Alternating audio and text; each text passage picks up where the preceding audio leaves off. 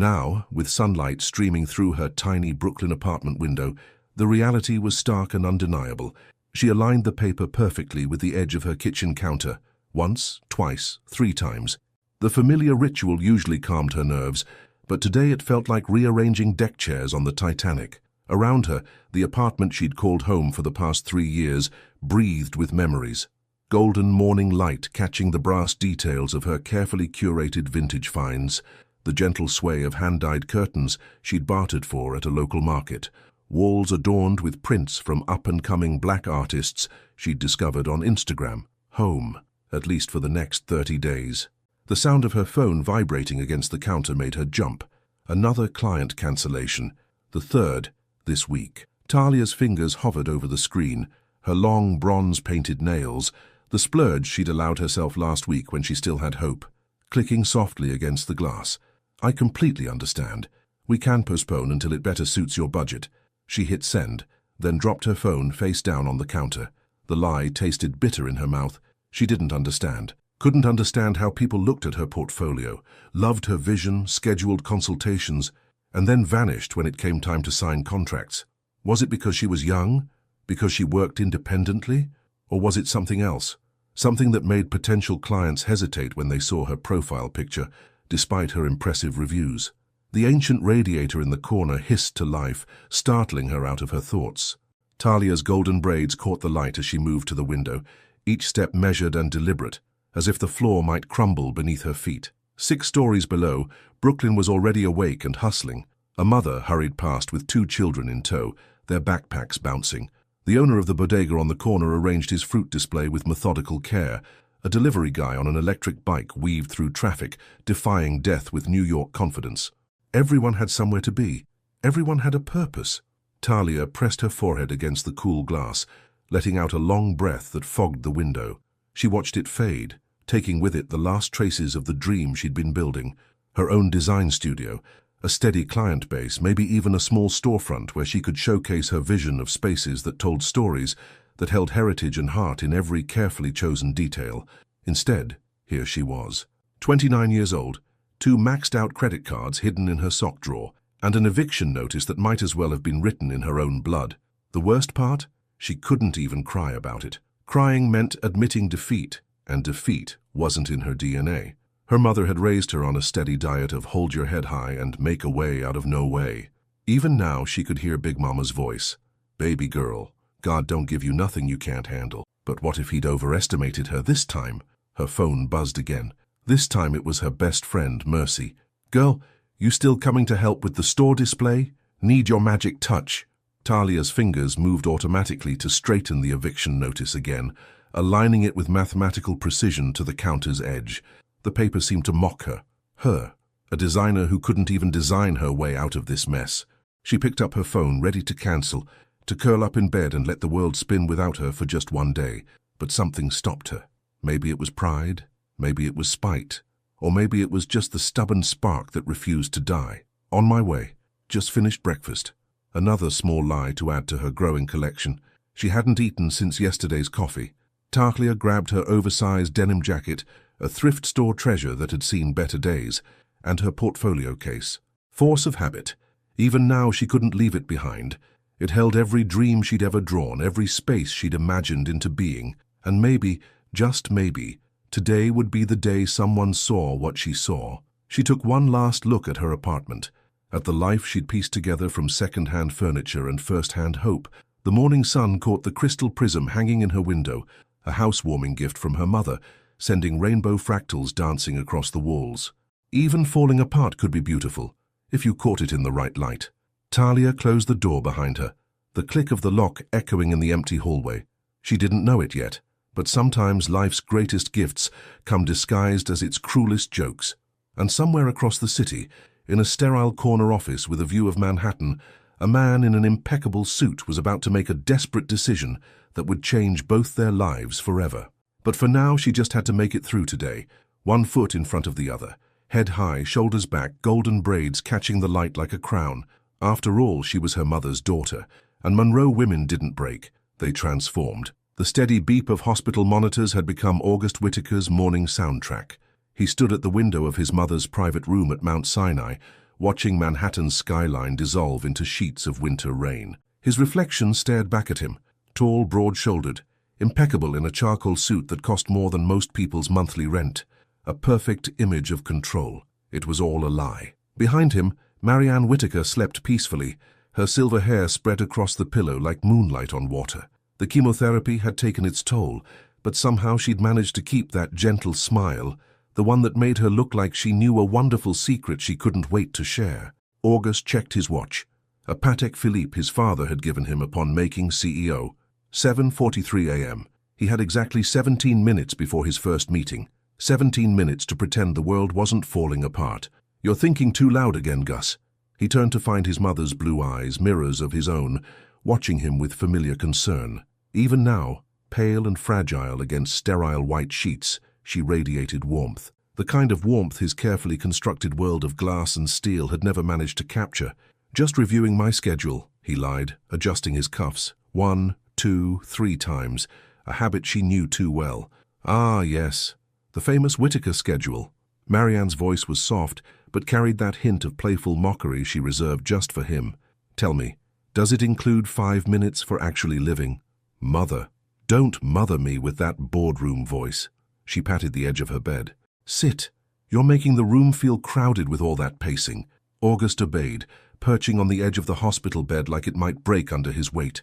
Everything felt fragile these days. The doctor's forced smiles, the way his mother's wrist bones jutted out like bird wings, the careful wall he'd built between his heart and the world. "I had the most wonderful dream," Marianne continued, reaching for the dog-eared copy of Jane Austen's Persuasion on her bedside table. Her fingers trembled slightly as she touched the worn spine. "You were laughing, really laughing, like when you were little." Before, she didn't finish the sentence. She didn't have to. They both knew what she meant. Before his father had molded him into the perfect heir, before success became the only acceptable outcome, before August had learned to measure his worth in stock prices and merger deals. "I laugh," he protested weakly. "You smile. There's a difference." She looked at him with those eyes that saw too much. "When was the last time you let someone in, really in?" August stood abruptly, straightening his already straight tie. "I have meetings all morning, but I'll be back for dinner. The nurse said you might feel up to solid food today. Deflection, another Whittaker specialty." Marianne sighed, then winced slightly. The small movement sent panic shooting through August's chest. "Should I call the nurse?" "What you should do is answer my question." She reached for his hand, her grip surprisingly strong. "I worry about you, Gus. All alone in that beautiful empty apartment, working yourself to death in that beautiful empty office." "I'm fine," he said automatically. The words felt rehearsed like everything else in his life. "You know what would make me feel better?" There was a glint in her eye that he recognized from childhood, the look she got right before suggesting they skip his tutoring session for an impromptu trip to the beach. "If I knew you had someone who could make you laugh again, someone who could—" Her words dissolved into a coughing fit that seemed to shake her whole frame. August reached for the water, his hands steady even as his heart raced. He'd learned early. Panic helped no one. When the coughing subsided, Marianne looked at him with such raw concern that it made his chest ache. "Promise me you won't end up alone, Gus. Promise me you'll let someone in." The words tumbled out before he could stop them. "Actually, I've been meaning to tell you—" He swallowed hard. I'm engaged." The lie hung in the air between them, as solid as the monitors tracking his mother's heartbeat. He watched joy spread across her face like sunrise, bringing color to her cheeks for the first time in weeks. "Engaged? Oh, Gus!" Tears welled in her eyes. "Why didn't you tell me sooner? Who is she? When can I meet her?" August's phone buzzed, his 15-minute warning for the board meeting. He stared at it, wishing it would save him from the web of lies he'd just spun. But Marianne was still watching him, still glowing with happiness he hadn't seen since before her diagnosis. "Soon," he heard himself say. "You'll meet her soon." He kissed her forehead, breathing in the familiar lavender scent she'd worn his entire life. "Rest now. I'll be back tonight." In the hallway, August leaned against the wall, loosening his tie for the first time in years. What had he done? His mother's oncologist had stressed the importance of keeping her spirits up, of giving her something to look forward to. But this— He pulled out his phone, scrolling through his contacts. Surely he knew someone who could help, someone who could pretend, just for a little while, someone who could give his mother this one last gift of hope. But as he stared at the names, business associates, board members, lawyers. He realized just how alone he truly was. The morning sun broke through the clouds, sending sharp rays through the hospital windows. August straightened his tie, squared his shoulders, and did what he'd been trained to do his entire life. He made a business decision. He would find someone who needed something he could provide. A simple transaction, clean, professional, temporary. What he didn't know, couldn't know, was that some transactions change everything, and that sometimes the heart doesn't listen to business plans. Mercy's vintage clothing store smelled like old leather and broken dreams. At least, that's how it felt to Talia as she rearranged the window display for the third time that morning, trying to ignore the weight of her phone in her pocket, now more like a ticking bomb than a lifeline. Another email from her landlord sat unopened, probably asking about the rest of this month's rent. "Baby, that mannequin isn't going to give you the answers to life just because you're staring at it," Mercy called from behind the register. She was counting the morning's take, a process that never took long these days. The recession was hitting small businesses hard, and Mercy's Treasures was no exception. Talia adjusted the vintage Hermes scarf on the mannequin's neck, letting the silk slip through her fingers. "Maybe it could at least tell me where to find some clients who actually pay. Or maybe," Mercy's voice took on that tone that meant trouble was coming, "you could finally call that number I gave you." "The rich lady looking for a personal shopper." Talia's laugh came out sharper than intended. "I'm a designer, Mercy, not someone's glorified errand runner. You're also about to be homeless." The words hit like a slap, mostly because they were true. Talia closed her eyes, counting backward from 10. When she opened them, her reflection in the store window caught her off guard. Golden braids slightly messy from running her hands through them all morning, vintage denim jacket worn but proud, dark skin glowing despite everything. She looked like a woman who had her life together, another lie to add to the collection. The bell above the door chimed, and both women turned, hoping for a customer. Instead, it was just the UPS guy dropping off packages. Talia watched as Mercy signed for them, noticed how her friend's smile didn't quite reach her eyes. Everyone was struggling these days. "Fine," Talia said finally, pulling out her phone. "Give me the number." Mercy's face lit up.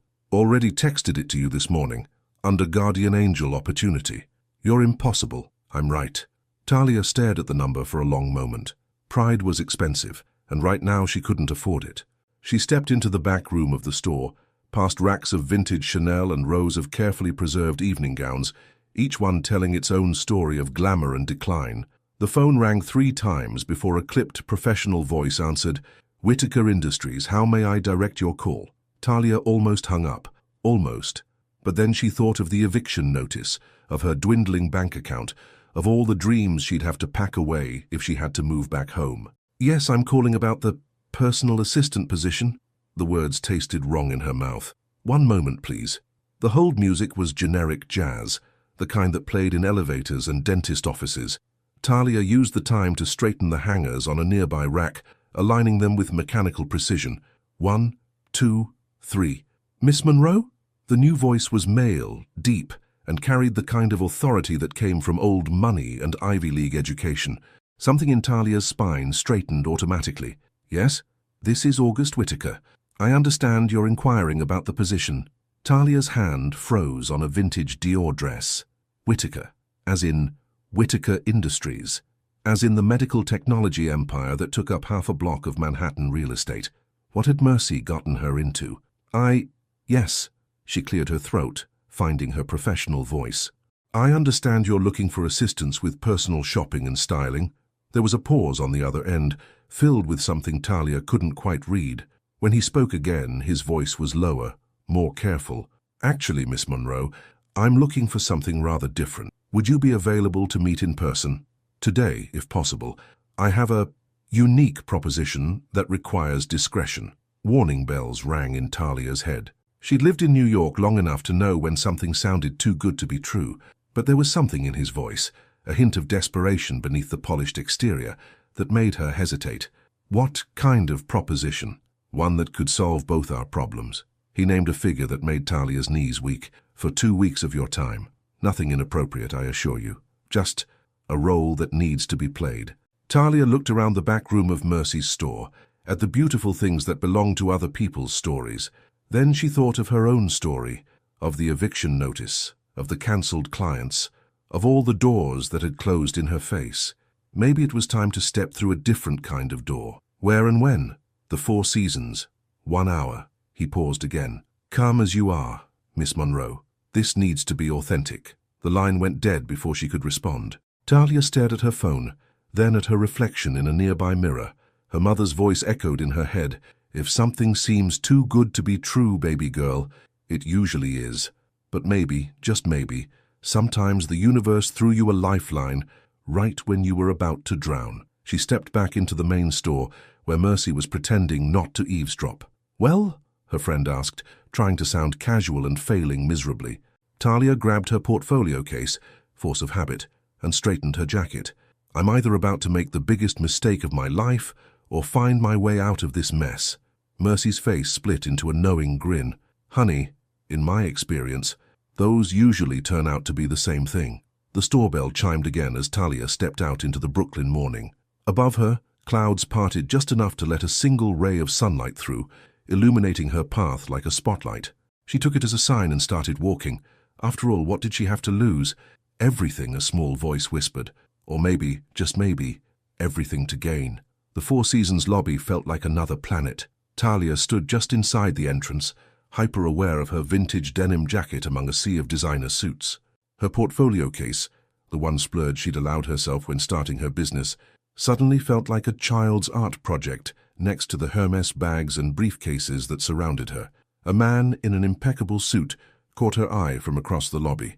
He stood perfectly still amid the flowing traffic of Manhattan's elite, like a statue carved from privilege and power. Everything about him was precise: his posture, the exact angle of his jawline, the way his cufflinks caught the light. But it was his eyes that held her attention, blue-gray like a storm over water, carrying something that looked almost like desperation. August Whitaker. Had to be. He moved toward her with the kind of confidence that came from never having to question your place in a room. Talia lifted her chin slightly, refusing to be diminished. She might not belong in this world, but she belonged to herself. Miss Monroe. His voice was exactly as it had been on the phone, deep, controlled, with that undercurrent of something else. Thank you for coming on such short notice. Mr. Whitaker. She matched his tone, professional to professional. Your proposition intrigued me. A muscle twitched in his jaw. Perhaps we should discuss this somewhere more private. He gestured toward the hotel's restaurant, but Talia shook her head. No offense, but I prefer somewhere more public for first meetings with strangers, offering unique propositions. Something flickered across his face. Surprise, maybe respect. The lobby lounge, then? They found seats in a quiet corner, her worn denim a stark contrast against the leather armchair. August sat with mechanical precision, as if every movement had been choreographed. Up close, Talia noticed the shadows under his eyes, carefully concealed but visible to someone who knew how to look. I'll be direct, Miss Monroe. Talia, she interrupted, if we're going to discuss whatever this is, let's at least use first names. He paused, recalibrating. Talia. Her name sounded different in his mouth, like something valuable and breakable. What I'm about to propose is unconventional. Most things worth doing are. That got her the ghost of a smile, quick, unexpected, like lightning in a clear sky. I need someone to pretend to be my fiancé for 2 weeks. Talia waited for the punchline. When none came, she leaned back, studying him. You're serious? Entirely. And this has nothing to do with inheritance clauses or green card marriages or corporate takeovers? No. He ran a hand through his perfectly styled hair, the first crack in his polished veneer. It's about my mother. Something in his voice shifted when he said mother, became softer, more human. Talia recognized that tone. It was the same one she used when talking about her own mama. She's sick, he continued, his eyes fixed on some point beyond her shoulder. Terminal cancer, and I told her I was engaged, a moment of weakness. She was so happy, so full of hope for the first time since the diagnosis. He trailed off, adjusting his cufflinks. 1, 2, 3 times. Talia watched the movement, recognizing a nervous habit when she saw one.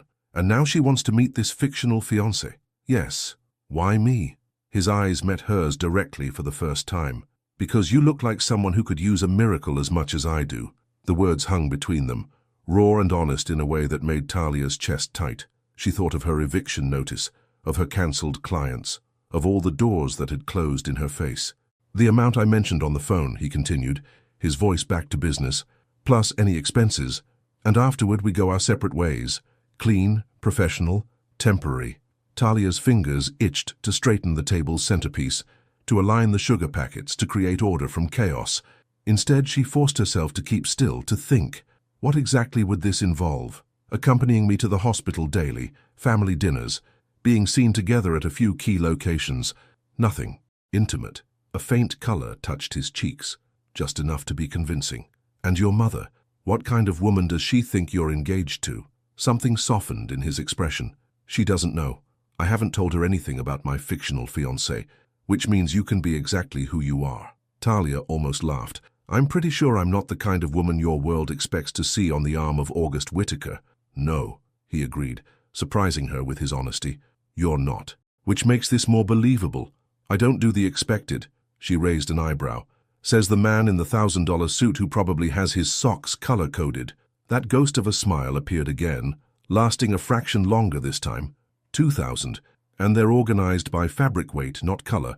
A surprised laugh escaped her before she could stop it. His eyes widened slightly at the sound, as if he'd forgotten what genuine amusement sounded like. Talia looked down at her hands, nails painted in metallic bronze, rings collected from various Brooklyn artisan markets. Then at his, manicured, wearing only an expensive watch that probably cost more than her annual rent. 2 weeks, she asked finally. 2 weeks. And your mother? She's really sick? Something cracked in his perfect facade. Yes. Talia thought of her own mother, of the strength it took to raise a daughter alone, of the sacrifices made in the name of love. She thought of the eviction notice waiting on her counter, of the dreams she wasn't ready to give up on. Sometimes the biggest risks came disguised as the safest choices. I have conditions, she said. August straightened, back in business mode. Name them. I keep my job. Whatever clients I have, whatever work comes up, I'm not putting my life on hold. Agreed. I dress my way, speak my way, act my way. I'm not playing some society princess. That's precisely the point. Talia took a deep breath. And I want the truth. About everything. No surprises, no hidden agendas. If I'm going to lie to a dying woman, I need to know it's for the right reasons. August met her gaze steadily. For a moment, she saw past the expensive suit and perfect posture to something real. A son trying to give his mother one last gift of hope. You have my word. She extended her hand across the table. Then you have a fake fiancé. He took her hand, his grip firm but careful, like he wasn't used to touching people. The contrast was striking, her dark skin against his pale, her artistic rings against his austere watch, her chipped bronze nail polish against his perfect manicure. Neither of them knew it then, but that handshake was the first crack in walls they'd both spent years building. As they stood to leave, August paused. There's one more thing. What? My mother wants to meet you. Tonight. Talia felt her heart skip. Tonight? Is that a problem? She thought of her empty apartment, of the eviction notice, of all the ways her life was falling apart. Then she thought of the number he'd named on the phone, enough to save her dreams, at least for now. No, she said, straightening her jacket. Not a problem at all. But as they walked out of the Four Seasons, him to his waiting town car, her to the subway, they both felt the weight of what they'd just set in motion. Sometimes the most dangerous lies are the ones we tell ourselves about why we're really lying. Mount Sinai's elevator smelled like artificial lavender and anxiety. Talia stood beside August, close enough to catch the scent of his expensive cologne, but careful not to touch. She changed into her best dress, a vintage Diane von Furstenberg wrap in deep emerald that made her skin glow like burnished copper. Her braids were now gathered in an elegant updo, though she'd deliberately left a few loose to frame her face. Professional, but still herself. August hadn't spoken since they'd left the car. His fingers kept moving to his tie, adjusting it fractionally, over and over, 3 times now. She was learning his tells. Stop that, she said softly as they passed the 6th floor. You'll wrinkle it. He dropped his hand as if burned. I don't wrinkle. Everyone wrinkles, August. Even $2,000 suits. The elevator dinged at the 8th floor. August's hand moved to his tie again, then stopped halfway. There's something you should know, besides the fact that we haven't discussed a single detail of our supposed relationship. My mother is perceptive. Talia turned to face him fully. In her heels, she was nearly his height. Then maybe we should take 5 minutes to get our story straight. When did we meet? How long have we been together? Who proposed? Unless you want me to improvise. The thought seemed to terrify him. 3 months ago, at the MoMA, the Modern Art Museum, Talia couldn't help but smile. You don't strike me as a modern art kind of man. I'm not, but you would be.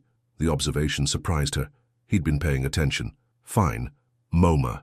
I was there sketching installation layouts for inspiration. You were there because... Board meeting. The museum is a major donor to our medical research division. Of course it is. Talia shook her head. And you just happened to notice me? Something shifted in his expression. You were sitting on the floor in Gallery 409, surrounded by sketches, breaking at least 3 museum rules. Your hair was catching the light from the skylights, and you were so focused you didn't even notice the guard glaring at you. Talia felt her breath catch. The scene he painted was so specific, so vivid. You've thought about this. I like to be prepared. But there was a hint of color in his cheeks that suggested something else. The elevator stopped at the 10th floor. August's hand went to his tie again. Hey, Talia caught his wrist gently. His skin was warm under her fingers, his pulse racing. We've got this. Just follow my lead. He looked at her hand on his wrist, then at her face, as if seeing her for the first time. I don't follow well. Then it's time to learn. The oncology wing was quieter than the rest of the hospital, as if even sound knew to tread carefully here. August led them down a corridor decorated with abstract paintings in soothing colors. He stopped outside room 1042, taking a deep breath. Remember, he said, my mother is perceptive, I know. Talia straightened his tie one last time, letting her hands linger for just a moment. Anyone watching would have seen a tender gesture between lovers. Trust me. He opened the door and Talia's heart caught. The woman in the hospital bed was beautiful, in a way that transcended illness. All elegant bones and knowing eyes, with silver hair that seemed to glow against the white pillows. She was reading what looked like a well-loved copy of Jane Austen, her fingers trailing over the pages with familiar affection. Mom? August's voice changed completely. Softer, younger somehow. There's someone I'd like you to meet. Marianne Whitaker looked up, and Talia felt the full force of those blue-grey eyes, the same ones her son had inherited. They swept over her once, taking in everything from her braids to her vintage dress, to the way she stood slightly in front of August, unconsciously protective. Then Marianne smiled and the whole room seemed to warm. So you're the one who's been making my Gus smile. Mom, August started, but Talia stepped forward, her hand finding his almost instinctively. I try, she said, letting her natural warmth flow, though sometimes it feels like trying to get a smile from the Statue of Liberty. Marianne's laugh was unexpected and delightful. Oh, I like you already. Come closer, dear. Let me see the woman who's managed what I thought impossible. Talia moved to the bedside, pulling August with her. His hand was tense in hers, but he didn't let go. I'm Talia Monroe. She perched carefully on the edge of the bed, the way she used to sit on her own mother's hospital bed during her bout with pneumonia last year. And I hope you'll forgive us for keeping this quiet for so long. We wanted to be sure. Before bringing it to the board of directors, Marianne's eyes twinkled with mischief, or before facing the society pages. Before sharing something real, Talia said softly, surprising even herself with her honesty. In a world where everything feels manufactured, something passed across Marianne's face, understanding, approval, and something deeper. She reached out and took Talia's free hand, her grip surprisingly strong. Tell me everything, she said. How did my perfectly scheduled son manage to fall for someone who clearly brings chaos into every room she enters? Mom. August's warning tone was undermined by the way his thumb had started drawing small circles on Talia's hand, probably unconsciously. Actually, Talia smiled, letting real warmth fill her voice. It started at the MoMA. I was breaking all the rules. And your son, well, he was following every single one of them. As she wove their fictional first meeting into life, adding small details that made August's invented scenario breathe, she felt him slowly relax beside her. She described the way he'd defended her to the security guard. He hadn't. How he'd been fascinated by her sketches, pure invention.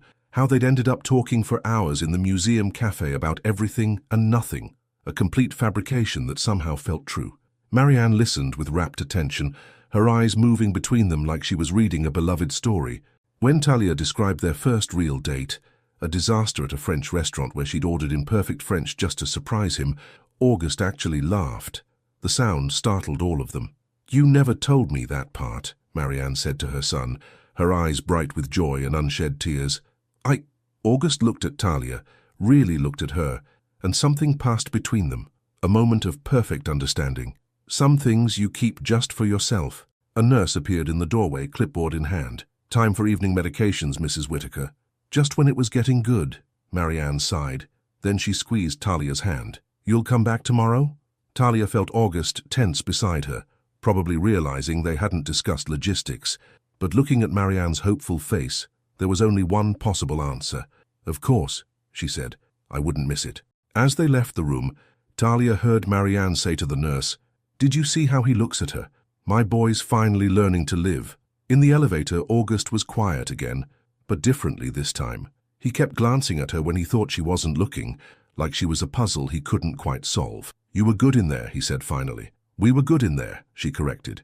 You managed not to look completely terrified at least 60% of the time, 55 at best. The ghost of a smile played at his lips. Thank you. Talia looked at their reflection in the elevator doors, her in emerald green, him in perfect grey, both of them slightly altered by the evening's performance. Or maybe it hadn't all been a performance. Don't thank me yet, she said. We've got 13 more days to go. But as they stepped out into the Manhattan evening, neither of them mentioned that they were still holding hands. The town car's leather seats felt too soft, too luxurious after the sterile reality of the hospital. Talia sat with careful distance between herself and August, watching Manhattan's lights blur past the tinted windows. Her hand still tingled where his had been. You need to eat. His voice startled her. They'd been riding in silence for 10 minutes, both processing what had just happened upstairs. Excuse me? You haven't eaten all day. He wasn't looking at her, his eyes fixed on the passing city. Your hands were shaking slightly when you took my mother's hand. Low blood sugar. Talia almost smiled. Of course he'd noticed that. He probably noticed everything, catalogued it, filed it away in that precise mind of his. I'm fine. That wasn't a question. He pressed a button on the car's console. James, Le Bernardin. August. No, you need to eat, he repeated, finally looking at her. And we need to talk about tomorrow. And the next day. And the 12 days after that. We can do that over pizza. Something that might have been amusement flickered in his eyes. When's the last time you had a proper meal? Talia thought about her empty refrigerator, the stack of bills on her counter, the careful rationing of coffee shops and bodega sandwiches. I don't need your charity. No, he agreed, surprising her. You don't. But you do need to maintain appearances. My fiancée wouldn't eat bodega sandwiches. Your fiancée isn't real. For the next 2 weeks she is, and she's sitting in this car acting like she's too proud to accept dinner from her future husband. The word husband hung between them, heavy with implications neither of them was ready to examine. Talia turned to look out the window again, watching her reflection overlay the passing streets. In the dark glass, she looked ethereal, almost like she belonged in this world of town cars and 3-star restaurants. Fine, she said finally, but I'm ordering whatever I want. I wouldn't expect anything less. Le Bernardin was all soft lighting and quiet money. The maitre d' greeted Auguste by name, leading them to a corner table partially hidden by an elegant arrangement of white orchids. Talia noticed how heads turned as they passed, subtle glances that assessed and dismissed her in the same breath. They're wondering what you're doing with someone like me, she said as they sat down, unable to keep the edge from her voice. August picked up his menu with precise movements. They're wondering what I'm doing with someone who looks alive. The observation stunned her into silence. A waiter appeared with water and wine lists moving with practiced grace. August ordered a bottle of something French that Talia was sure cost more than her weekly grocery budget. When the waiter looked at her expectantly, she lifted her chin and ordered in perfect French, just like in their made-up story. August's eyebrows rose slightly. You speak French. I speak 4 languages. Talia took a sip of water, letting the cool liquid wash away the lingering tension from the hospital. My mother believed education was the one thing no one could take from you. She sounds wise. She is. Talia traced the edge of her water glass. Like yours. Something vulnerable passed across August's face before he could hide it. My mother liked you. No, Talia corrected gently. Your mother liked who she thinks I am. I'm not so sure there's a difference. The wine arrived, deep red and velvety. Talia watched August go through the tasting ritual with mechanical precision, wondering how many business dinners it had taken to perfect that movement. We need to discuss logistics, he said after the waiter disappeared. Tomorrow's Friday, the hospital in the morning. Then there's a board dinner. I can't do tomorrow night. August's hand stilled on his wine glass. Excuse me? I have a client meeting. A real one. Talia met his gaze steadily. Remember my conditions. My work comes first. This is your work right now. No, she said sharply. This is a job. My work, my real work, is what I've spent years building. I won't give that up, not even for your mother. August studied her for a long moment, his face unreadable. Then he pulled out his phone, fingers moving rapidly across the screen. What are you doing? Rescheduling the board dinner. He didn't look up. Family emergency. You don't have to. Yes, I do. He set the phone down with careful precision. Because you're right. And because my mother would be disappointed in me if I asked you to compromise your dreams for this arrangement. Talia felt something shift between them, a subtle realignment, like furniture moved an inch to the left. Thank you. The waiter returned for their orders. August chose without looking at the menu, probably the same thing he always got. Talia ordered the most interesting thing she could find, just to see him react. Tell me about your client, he said after the waiter left. The real one. Why? Because if we're going to convince my mother, I need to know who you really are, not just who you're pretending to be. Talia took a sip of wine, letting its warmth settle in her chest. It's a small bookstore in Brooklyn, family-owned for 3 generations. They want to expand but keep their soul. It's not glamorous, but it matters, he finished. Something soft crept into his voice. Like the sketches you were doing at MoMA. The sketches that don't exist, you mean? They could. He traced the rim of his wine glass, mirror imaging her earlier gesture. The person I described in that story, she feels real. Maybe because you wanted her to be. Their eyes met across the table, and for a moment the restaurant faded away. There was just this, the soft light, the wine between them, and a truth neither of them was ready to name. The food arrived, breaking the spell. Talia watched August's subtle reaction to her unusual choice, a slight widening of the eyes quickly controlled. She cut into the perfectly cooked fish, letting the flavors burst on her tongue. So, she said, deliberately changing the subject, tell me something true, something I can tell your mother tomorrow when she asks about you. August considered this, adjusting his silverware with unnecessary precision. I hate modern art. I know that already. I mean, I really hate it, but I go to MoMA every 3rd Sunday because my mother loves it. Loved it. His voice caught slightly on the tense change. We used to go together before. Talia reached across the table without thinking, her fingers brushing his wrist where his hand gripped the wineglass too tightly. Thank you. For what? For giving me something real. He looked at where her fingers rested on his skin, dark against light, warm against cold. We should establish boundaries. We should, she agreed, but didn't move her hand. This is business. Absolutely. 2 weeks. Nothing more. Neither of them mentioned how his pulse had quickened under her touch, or how her fingers lingered a moment too long before pulling away. They finished dinner in a silence that felt both comfortable and dangerous. When the car dropped her off in Brooklyn, August walked her to her building's door, a gesture that wasn't in their contract but felt necessary somehow. Tomorrow morning, he said. 9 o'clock. I'll be ready. Talia turned to go, then stopped. August? Yes? The story you told about seeing me at MoMA, why Gallery 409 specifically? He was quiet for so long she thought he wouldn't answer. Then, softly, it's where they keep the Rothko. The one piece of modern art I don't hate, because it feels like loneliness made visible. Before she could respond, he was gone, sliding back into his waiting car. Talia stood on her stoop, watching the taillights disappear into Brooklyn's night. Inside her apartment, the eviction notice still sat on her counter. She aligned it perfectly with the edge, 1, 2, 3 times, but this time the ritual felt different, because somewhere between the hospital and Le Bernardin, between truth and fiction, something had shifted, and neither of them knew how to shift it back. Morning light filtered through the windows of Astor Books, casting long shadows across stacked novels and worn hardwood floors. Talia sat cross-legged on the floor, surrounding herself with fabric swatches and paint samples, trying to focus on the elderly owner's vision for modernizing the space while preserving its soul. But her mind kept drifting to hospital rooms and French restaurants, to blue-gray eyes and carefully controlled smiles. So then I thought maybe we could paint the ceiling hot pink and install a disco ball, Mrs. Chen said, her eyes twinkling with mischief. Mm-hmm. Talia nodded, then caught herself. Wait, what? The tiny Vietnamese woman who'd owned Astor Books for 40 years laughed, the sound echoing through the empty store.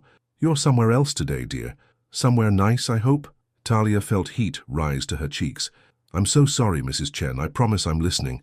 Oh, I think you're listening to something much more interesting than an old woman's renovation dreams. Mrs. Chen lowered herself carefully onto a nearby reading chair, her arthritis making the movement slow but deliberate. Tell me about him. There's no... Talia stopped at Mrs. Chen's knowing look. Is it that obvious?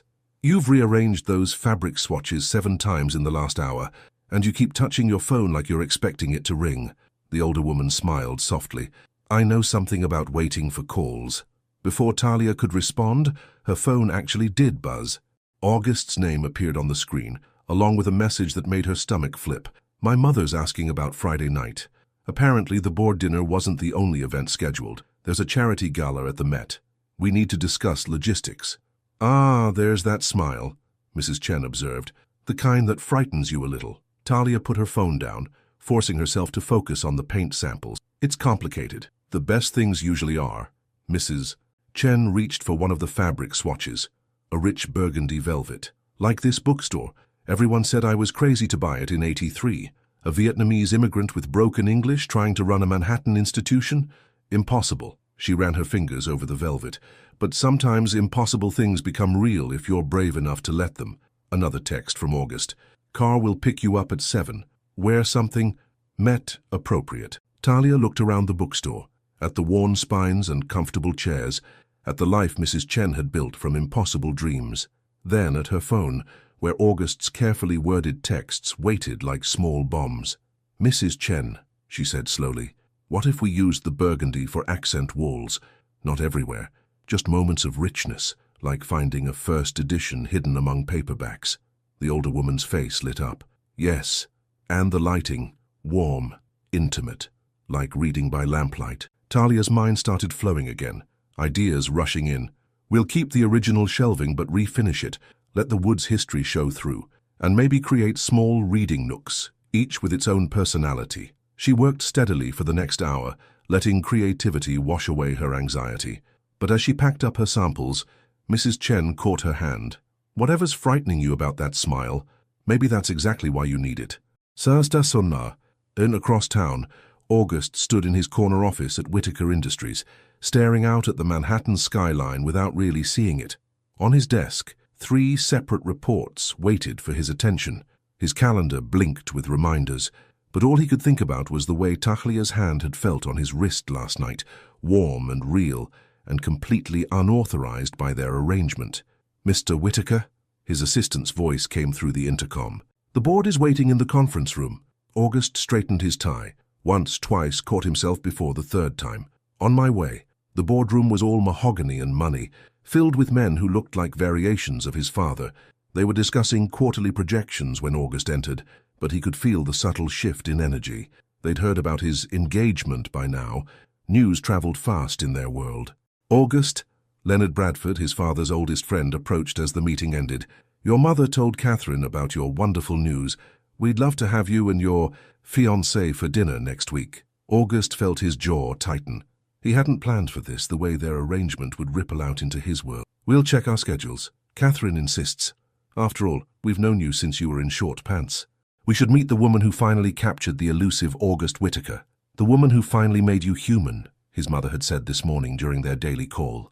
She'd been glowing, talking about Talia's visit, about the way she'd sat on the bed and held her hand, about how she'd made August laugh. His phone buzzed in his pocket, a message from Talia. Met appropriate isn't actually an answer. Some of us don't speak trust fund. Despite himself, August felt his lips curve. He typed back, formal, evening gown, think classic Hollywood. Her response was immediate. So that's a no to my vintage Metallica t-shirt. August? Bradford was still waiting for an answer about dinner. August looked at his phone, at Talia's text that somehow managed to convey both sarcasm and warmth. Then at Bradford's expectant face, at the world of expectations and appearances he'd been born into. I'll have my assistant contact you, he said smoothly, the answer of a man who'd perfected the art of polite deflection. Back in his office, he found himself opening his browser, typing in Astor Books Brooklyn. The website was charmingly outdated, but there was a recent post about upcoming renovations, about preserving history while embracing change. His phone buzzed again. Found something Met appropriate. but you're not going to like it. August thought about her in the hospital room, the way she'd woven truth through their lies so naturally, about how his mother had looked more alive than she had in months. As long as it's not the Metallica shirt, he typed back. Worse, it's authentic. He actually smiled then, a real one that his reflection in the window caught and held.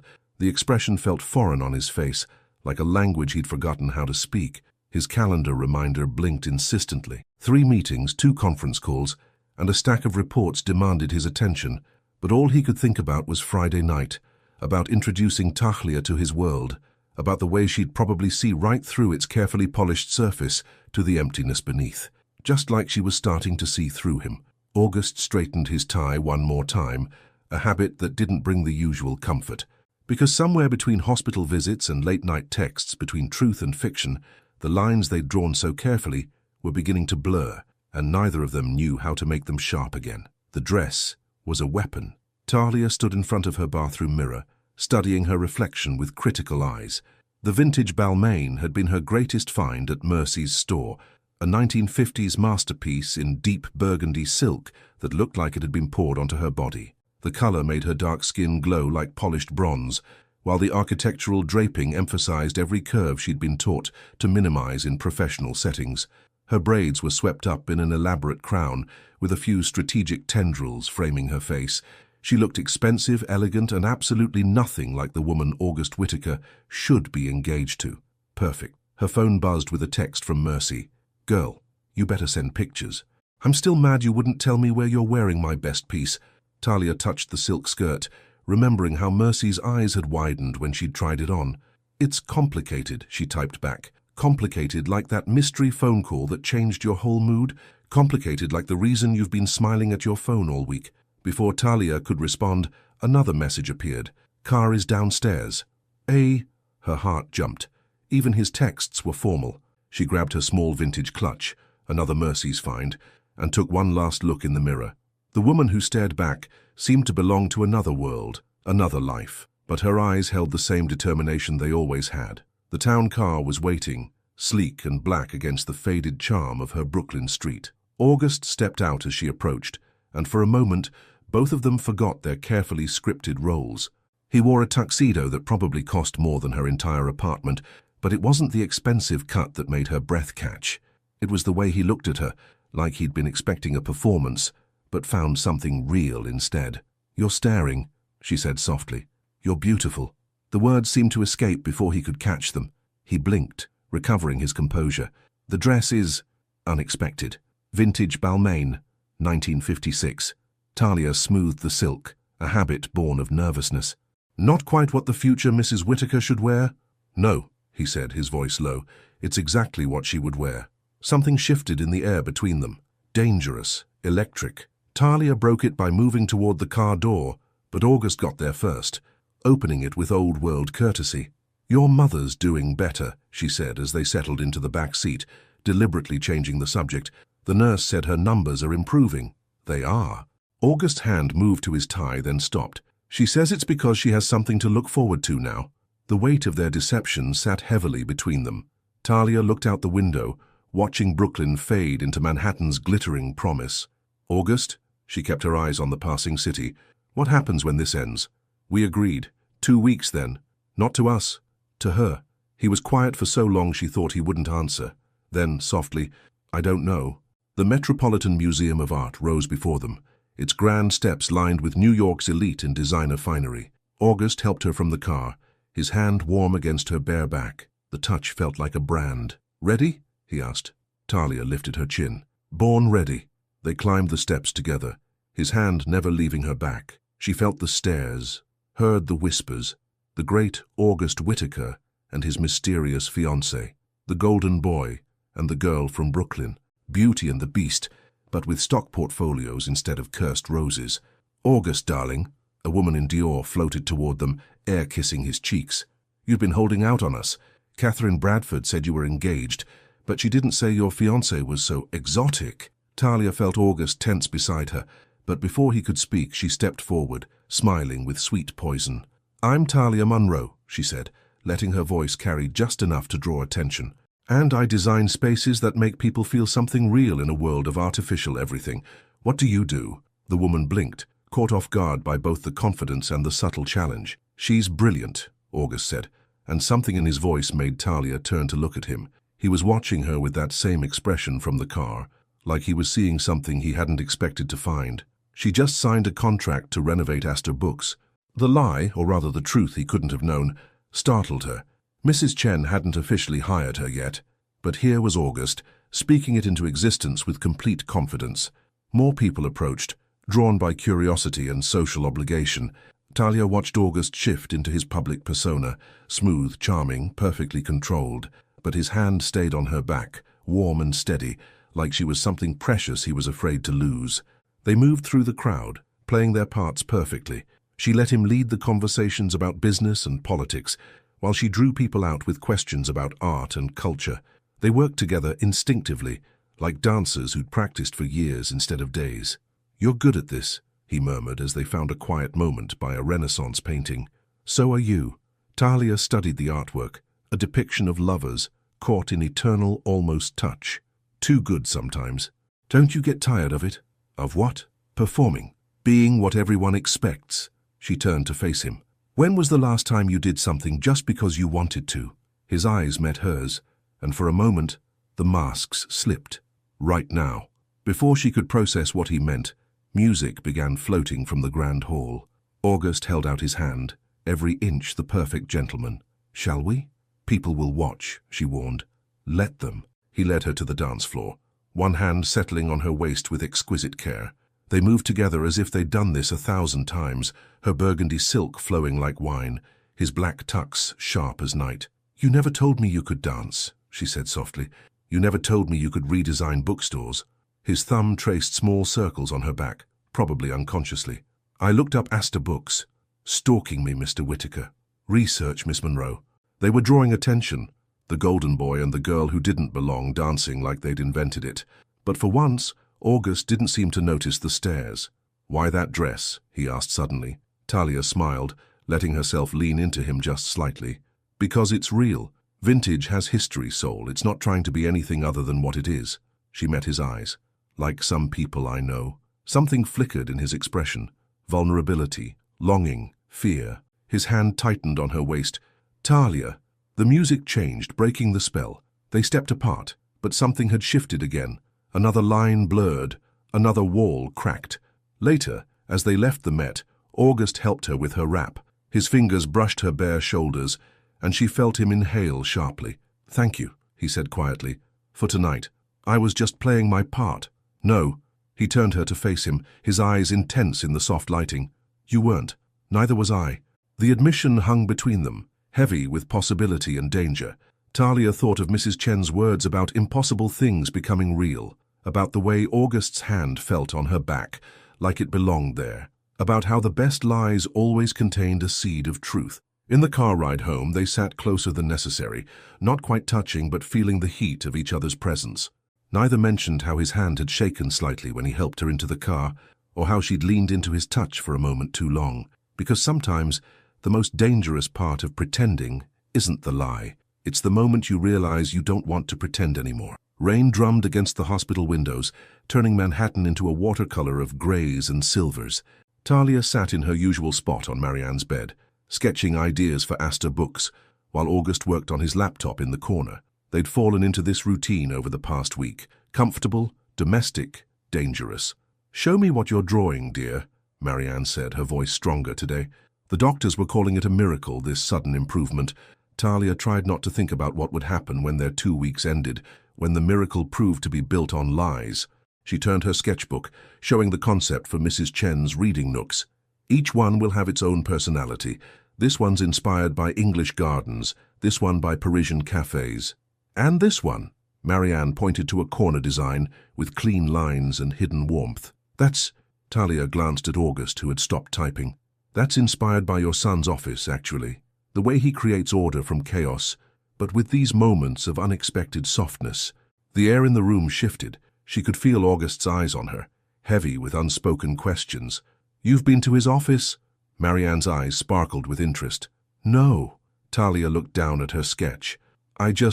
I can imagine it." The truth was, she could imagine too much lately. could imagine morning coffee in his pristine kitchen, could imagine reorganizing his color-coded closet just to see him twitch, could imagine a life where this wasn't all an elaborate performance. "Gus," Marianne said suddenly, "why don't you take Talia to see your office? Show her the view you're always complaining is wasted on you." "Mother, I'm tired anyway." Marianne's smile was too knowing. "And Dr. Phillips is coming for rounds soon. Go, both of you. Give an old woman some peace." Outside the hospital room, they stood in awkward silence. The easy rhythm they'd developed over the past week felt suddenly fragile. "We don't have to," Talia started. "Would you like to?" August's voice was carefully neutral. "See my office?" She thought about saying no, about maintaining the professional distance that was rapidly disintegrating between them. Instead, she heard herself say, "Yes." The rain had stopped by the time they reached Whitaker Industries, leaving the city washed clean and gleaming. The building lobby was all glass and steel, modernist art carefully placed to suggest culture without demanding too much attention. August's hand settled on her lower back as he guided her to a private elevator, the same spot it had rested during their dance at the Met. The touch felt like muscle memory now. "After you," he said softly, and she tried not to think about how familiar his voice had become. His office was exactly as she'd imagined, and nothing like it at all. Floor-to-ceiling windows offered a stunning view of Manhattan, but it was the small details that caught her attention. A worn copy of Jane Eyre on his otherwise pristine desk, his mother's influence surely. A single photograph of a younger August with Marianne, both laughing at something outside the frame. And there, in the corner, a small Rothko print. "Gallery 409, she said, moving toward it. "You remembered." "I remember everything about that night." The admission slipped out before she could catch it. August moved to stand beside her, close enough that she could feel the heat of him, smell the subtle cologne that had become dangerously familiar. "The board dinner is rescheduled for tomorrow night," he said, changing the subject. "If you're free." "My client meeting got cancelled." Talia touched the edge of his desk, aligning a stack of papers perfectly. "Mrs. Chen's daughter is sick. We're postponing until next week." Next week, when this would all be over. When they go back to being strangers who shared a beautiful lie. Talia, her name in his mouth had started to sound like something precious. "About the Met." "Don't." She turned to face him. "Please don't say it was just part of the performance." "I wasn't going to." He took a step closer, then stopped, as if afraid of his own momentum. That's the problem. The air between them felt electric, charged with everything they weren't saying. Talia looked at his tie, slightly crooked for once, and fought the urge to straighten it. "We should talk about the end," she said quietly. "About what happens when—" "Not yet." Another step closer. "Please." A knock at the door made them both jump.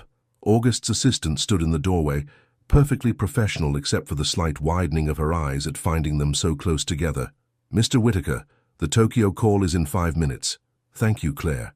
His voice was steady, but Talia saw his hand move to his tie, adjusting it 1, 2, 3 times. "I'll be right there." When they were alone again, the moment had shattered. Talia grabbed her bag, needing to escape before she did something stupid like tell him the truth. That somewhere between hospital rooms and charity galas, between performances and quiet moments, she'd started falling for real. "I should go," she said. "You have calls, and I need to—" "I should go. Have dinner with me tonight." She stopped at the door. "We don't have any events scheduled." "I know." August ran a hand through his perfectly styled hair, messing it up in a way that made him look younger, more real. "That's why I'm asking." Talia thought about their contract, about the lines they'd drawn so carefully, about how every boundary had started to blur the moment she'd taken his hand at the Met. "Just dinner," he added quickly. "At my place. No performance, no audience. Just us." The last word hung in the air between them, heavy with possibility. "Okay," she heard herself say. 8 o'clock? I'll bring wine." His smile, a real one, not the polished version he showed the world, made her heart skip. "Red? Like my dress at the Met?" Something darkened in his eyes at the memory. Talia forced herself to turn away before she could analyze it too closely. In the elevator, she caught her reflection in the polished doors. Designer jeans and a vintage blazer, braids loose around her shoulders, cheeks flushed with something she wasn't ready to name. She looked like a woman on the edge of a decision. Her phone buzzed with a text from Mercy. "Girl, when are you going to tell me what's really going on?" Talia thought about the Rothko print in August's office, about the way he touched her like she was something precious, about how their best lies were the ones that had become true. Soon, she typed back, when I figure it out myself. Because sometimes the most dangerous part of falling isn't the impact. It's the moment just before, when you realize you're already in the air, and it's too late to do anything but hope someone catches you. August's loft was exactly what Talia had expected, and nothing like it at all. The space was minimal and precise, all clean lines and muted grays, everything aligned with mathematical perfection. But there were surprises. A vinyl record player in the corner, shelf after shelf of well-worn books, and most surprisingly, plants. Healthy ones, their green leaves reaching toward floor-to-ceiling windows that turned Manhattan's twilight into abstract art. She stood in his kitchen, watching him cook. August Whitaker, CEO and corporate prince, wore no tie, no jacket, sleeves rolled up to reveal strong forearms as he chopped vegetables with surgical precision. The domesticity of it made her chest ache. "You're staring," he said, echo of her words from the Met. "You cook." She set down the wine she'd brought, a burgundy as dark as that dress. "Actually cook, not just order in from five-star restaurants. My mother taught me," he added perfectly diced onions to the pan. "She said every man should know how to feed himself, and others." The silence that followed felt heavy with meaning. Talia busied herself opening the wine, finding glasses that probably cost more than her rent. Everything in his space was expensive but understated, like wealth that had nothing to prove. "Should we talk about it?" she asked finally. "About what?" "The fact that this isn't in our contract." She gestured to the space between them. "Private dinner, no audience, no performance." August's hands stilled on the cutting board. "Do you want to leave?" "No." The answer came too quickly, too honestly. "That's the problem." He turned to face her, and something in his expression made her breath catch. Gone was the polished CEO, the perfect son, the man who measured his life in board meetings and social obligations. This was just August, looking at her like she was a puzzle he finally wanted to solve. "Dance with me," he said suddenly. "What?" "Dance with me." He moved to the record player, chose a vinyl with careful deliberation. The warm crackle of jazz filled the apartment. Not the sterile kind from expensive restaurants, but something soulful and real. "There's no audience here," she reminded him. "Exactly." He held out his hand, and Talia felt the last of her defenses crumble. She went to him because there was nowhere else to go, had never really been anywhere else to go since that first meeting at the Four Seasons. They moved together in his kitchen, her head finding that spot on his shoulder that felt made for her, his hand settling on her waist like coming home. She wore jeans and one of her vintage silk blouses. He wore a casual shirt that probably cost more than her entire wardrobe, and none of it mattered. "I lied," he said softly against her hair. "About what?" "Gallery 409. I went there every Sunday, not just with my mother. I'd watch people sketch, imagine their stories. Imagine a life less," he trailed off, "scripted, empty." Talia pulled back enough to look at him. "Is that what I am? A script for a less empty life?" "No." His hand tightened on her waist. "You're the thing I never let myself want." The honesty in his voice made her tremble. Or maybe it was the way he was looking at her, like she was something precious and terrifying all at once. "August!" The smoke alarm's shrill beep cut through the moment. They jumped apart as August rushed to rescue dinner, the spell broken but not forgotten. They ate on his balcony, the city spread out below them like a carpet of lights. The slightly burnt edges of the vegetables made it more real somehow, more human. Talia watched him try to apologize for the imperfection, hiding her smile behind her wine glass. "Your mother's tests came back better today," she said, changing the subject. "They did." August set down his fork. "The doctors can't explain it. Hope is powerful medicine, built on a lie." Talia reached across the table, touching his hand. Not everything was a lie. He turned his hand over, catching her fingers with his. No, not everything. The city hummed below them, a million stories playing out in lit windows and dark streets. Somewhere in Brooklyn, her apartment waited with its eviction notice and uncertain future. Somewhere in Manhattan, a hospital room held a woman who'd given them the gift of hope, wrapped in a beautiful deception.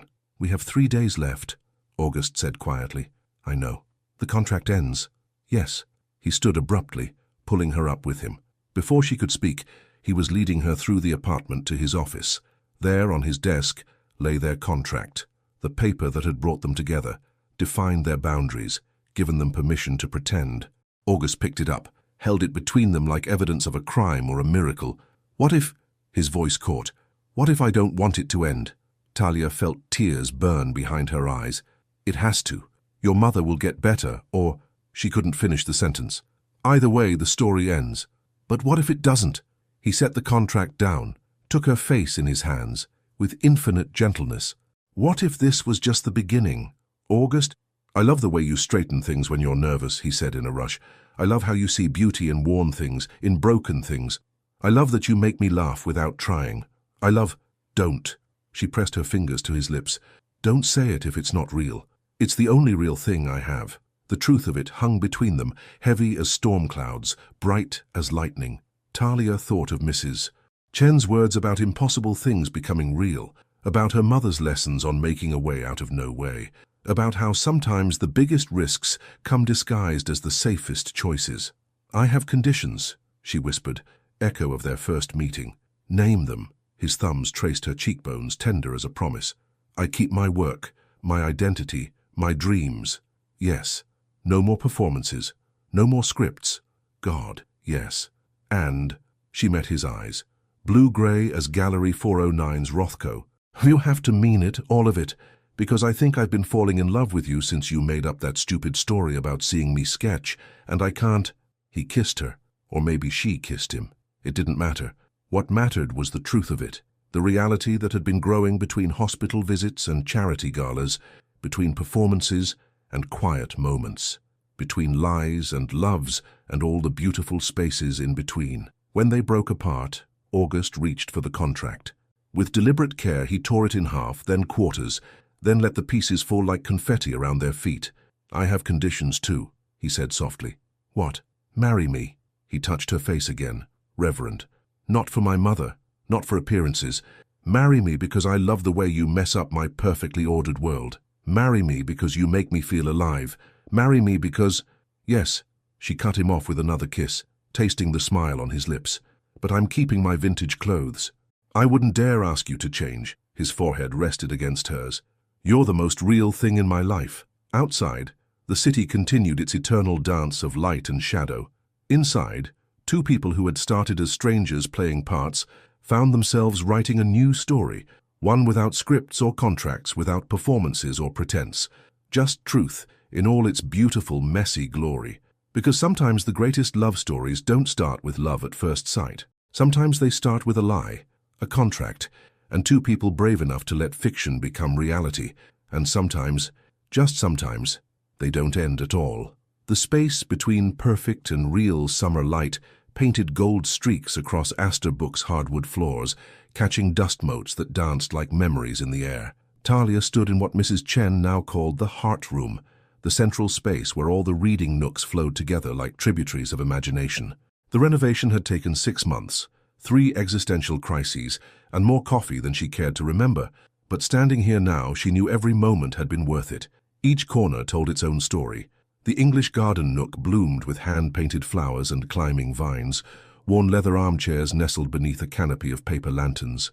The Parisian cafe corner wore its vintage charm like perfume, marble-topped tables and brass details catching morning light. And there, in the quietest corner, stood her favorite. Clean lines softened by hidden warmth, order embracing chaos in perfect harmony, just like them. "Still adjusting things?" Mrs. Chen's voice carried from her new perch, a custom-designed rocking chair that matched the store's original woodwork. Her granddaughter, Lucy, slept against her chest, tiny fingers curled around a strand of her grandmother's silver hair. "Always." Talia moved a stack of books 1 centimeter to the left, then back again. Some habits died hard. "Like mother, like daughter," Mrs. Chen said, but her eyes weren't on Talia. They were on the small, velvet-covered box, tucked half-hidden behind the register. "You weren't supposed to see that." "I'm old, not blind," the older woman smiled. "When will you tell him?" Talia touched her still flat stomach, a gesture that was becoming unconscious. "Tonight. After we tell his mother about the house." "Ah, the famous Brooklyn brownstone." Mrs. Chen adjusted Lucy's position with practiced ease. "The one that's driving your perfectionist husband crazy because the stairs aren't exactly even. He's learning to love imperfection." Talia smiled, remembering how August had spent 3 hours yesterday measuring every step, muttering about historical inaccuracies and structural asymmetry. But he'd also wrapped his arms around her from behind and whispered, "It's perfect because it's ours." The bell above the door chimed, that same bell that had announced their first meeting with Mrs. Chen, now polished and rehung with careful reverence. August stood in the doorway, managing to look both perfectly put together and endearingly rumpled. His tie was crooked again, a habit he'd developed solely to make her fix it. "Your mother's already at Café Lumière," he said, crossing the space to kiss her temple. "She's ordered what appears to be the entire menu and is regaling the staff with stories about our engagement. The real one or the fake one? Both. She claims they're equally romantic." Talia laughed, straightening his tie with practiced fingers. "She's not wrong. Never tell her that." But his smile, the real one, the one that still made her heart skip, gave him away. "Ready for lunch?" "Almost." She glanced at Mrs. Chen, who shooed them away with her free hand. Go. Lucy and I have important business to discuss. Don't we, little one?" The baby gurgled in sleepy agreement. Outside, Brooklyn wore its summer colors proudly. Food trucks lined the streets, their scents mixing with coffee and concrete and possibility. Their town car waited at the curb, a sleek anomaly among the vintage shops and artisanal bakeries, just like them. "I passed by the house this morning," August said as they slid into the back seat. "The contractor says the main floor restoration will be done by next week." "And did you remeasure the stairs?" "I have no idea what you're talking about." But his hand found hers, fingers intertwining with familiar perfection. "Though while I was there, I might have noticed that the third step from the bottom is exactly 0.7 centimeters higher than the others." "Impossible, man. You knew that when you married me." Both times, she thought about their first wedding, the quiet ceremony at City Hall, witnessed by Marianne in her wheelchair and Mercy clutching a vintage handkerchief, and their second, 3 months later, when Marianne was stronger, a garden party that merged their worlds like watercolors bleeding together. August in his perfect suit, Talia in a 1940s cream silk gown that made Mercy cry all over again. Society photographers next to Brooklyn food trucks, corporate giants dancing to soul music, order and chaos in perfect harmony. "I have something to tell you," they both said at once. August laughed, a sound that had become wonderfully common. "You first." "No, you." "Together?" He squeezed her hand. "On 3? Talia thought about the velvet box behind the register, about the life growing beneath her heart, about all the beautiful accidents that had led them here. "1, she started. "2, he continued. But before they could reach 3, his phone buzzed. Marianne's text lit up the screen. "If you two don't hurry, I'm ordering a third dessert. And yes, I know about the baby. A mother always knows." August's hand tightened on hers. "Talia?" She looked at him, this man who had hired her to pretend, who had learned to love her truth, who straightened furniture when he was nervous and let her mess up his perfect world. "We're having a baby," she said softly. His smile bloomed like sunrise. "I know. How? You stopped drinking coffee 2 weeks ago. You rearrange things more when you're anxious and—" He touched her face with his free hand. "You've been glowing. Not the way you did when we were pretending. Something real. Are you happy?" "Beyond measure." He kissed her, soft and sure. "But what was in the box at the store?" Talia laughed against his lips. "Your mother's not the only one who can keep secrets. You'll find out tonight." The car pulled up to Café Lumière, where Marianne waited with 3 desserts and a knowing smile. Through the window, Talia could see their reflections overlaid against the cafe's warm interior. Her vintage dress and his perfect suit, her creative chaos and his ordered world, their past and future merging like a double exposure. "Ready?" August asked, helping her from the car. "For what?" "Everything." His hand settled on her waist, protective and proud. "Nothing. All of it." Because that's what their love had become. Everything and nothing. Perfect and flawed. A performance that had become more real than any truth they'd known before. They stepped into the cafe together, toward Marianne's joyful wave and the future they'd built from beautiful lies and honest love. Outside, Brooklyn hummed with life and possibility. Inside, their story continued to write itself in the spaces between order and chaos, between planning and chance, between what they thought they wanted and what they'd been brave enough to choose. And somewhere, in a hospital room or a grand museum or a quiet bookstore, another impossible love story was just beginning. Because that's the thing about love. It doesn't always arrive the way we expect. Sometimes it comes in contracts and conditions, in crooked ties and vintage dresses, in perfectly measured stares and beautifully chaotic hearts. Sometimes it comes in the space between perfect and real, between what we plan and what we find. And sometimes, Just sometimes, it stays forever. The end. If you had to choose between keeping a lie that brings happiness or revealing a truth that could destroy the hope of someone you love, which path would you take? Like August and Talia, we sometimes find ourselves caught between what is right and what is necessary, between protecting a heart and maintaining our integrity. What would you do if you were in their shoes? Is the lie born of love any less of a lie, or is the truth, however painful, always the best way forward? Your participation in the channel is very important. Please leave your opinion in the comments. Thank you so much for watching until the end. If you enjoyed this story, don't forget to subscribe to the channel, leave a like, and comment your thoughts. Your participation is very important to us. See you next time. Humble woman misses her train home, and the stranger who decides to wait for her is a millionaire. Before we explore all the details of this incredible story, tell us where you're following us from and the time. Subscribe to the channel so you don't miss a thing, and let's embark on this journey together.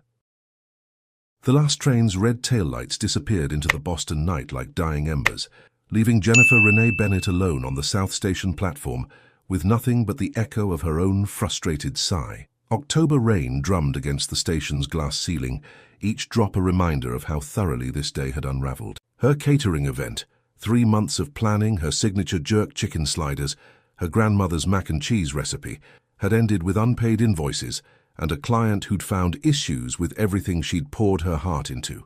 The rejection still stung like salt in an open wound.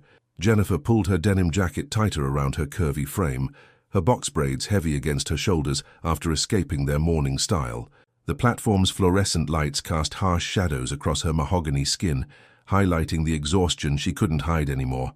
28 years old, culinary school graduate, business owner, and still catching the last train home because her catering van had broken down 6 blocks from her Roxbury apartment.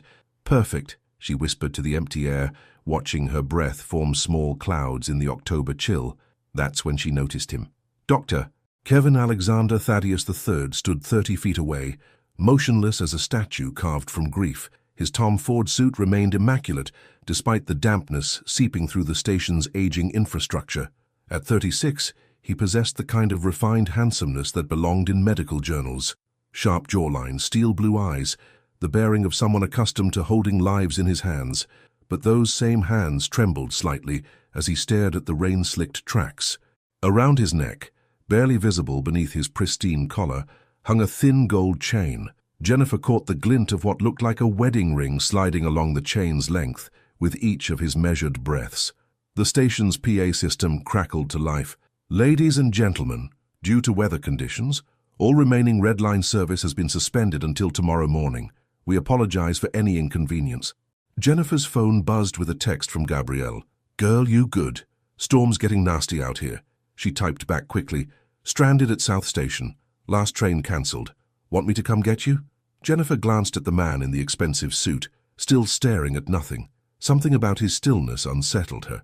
Not dangerous, but profoundly sad, like he was carrying weight that might crush him if he moved too quickly.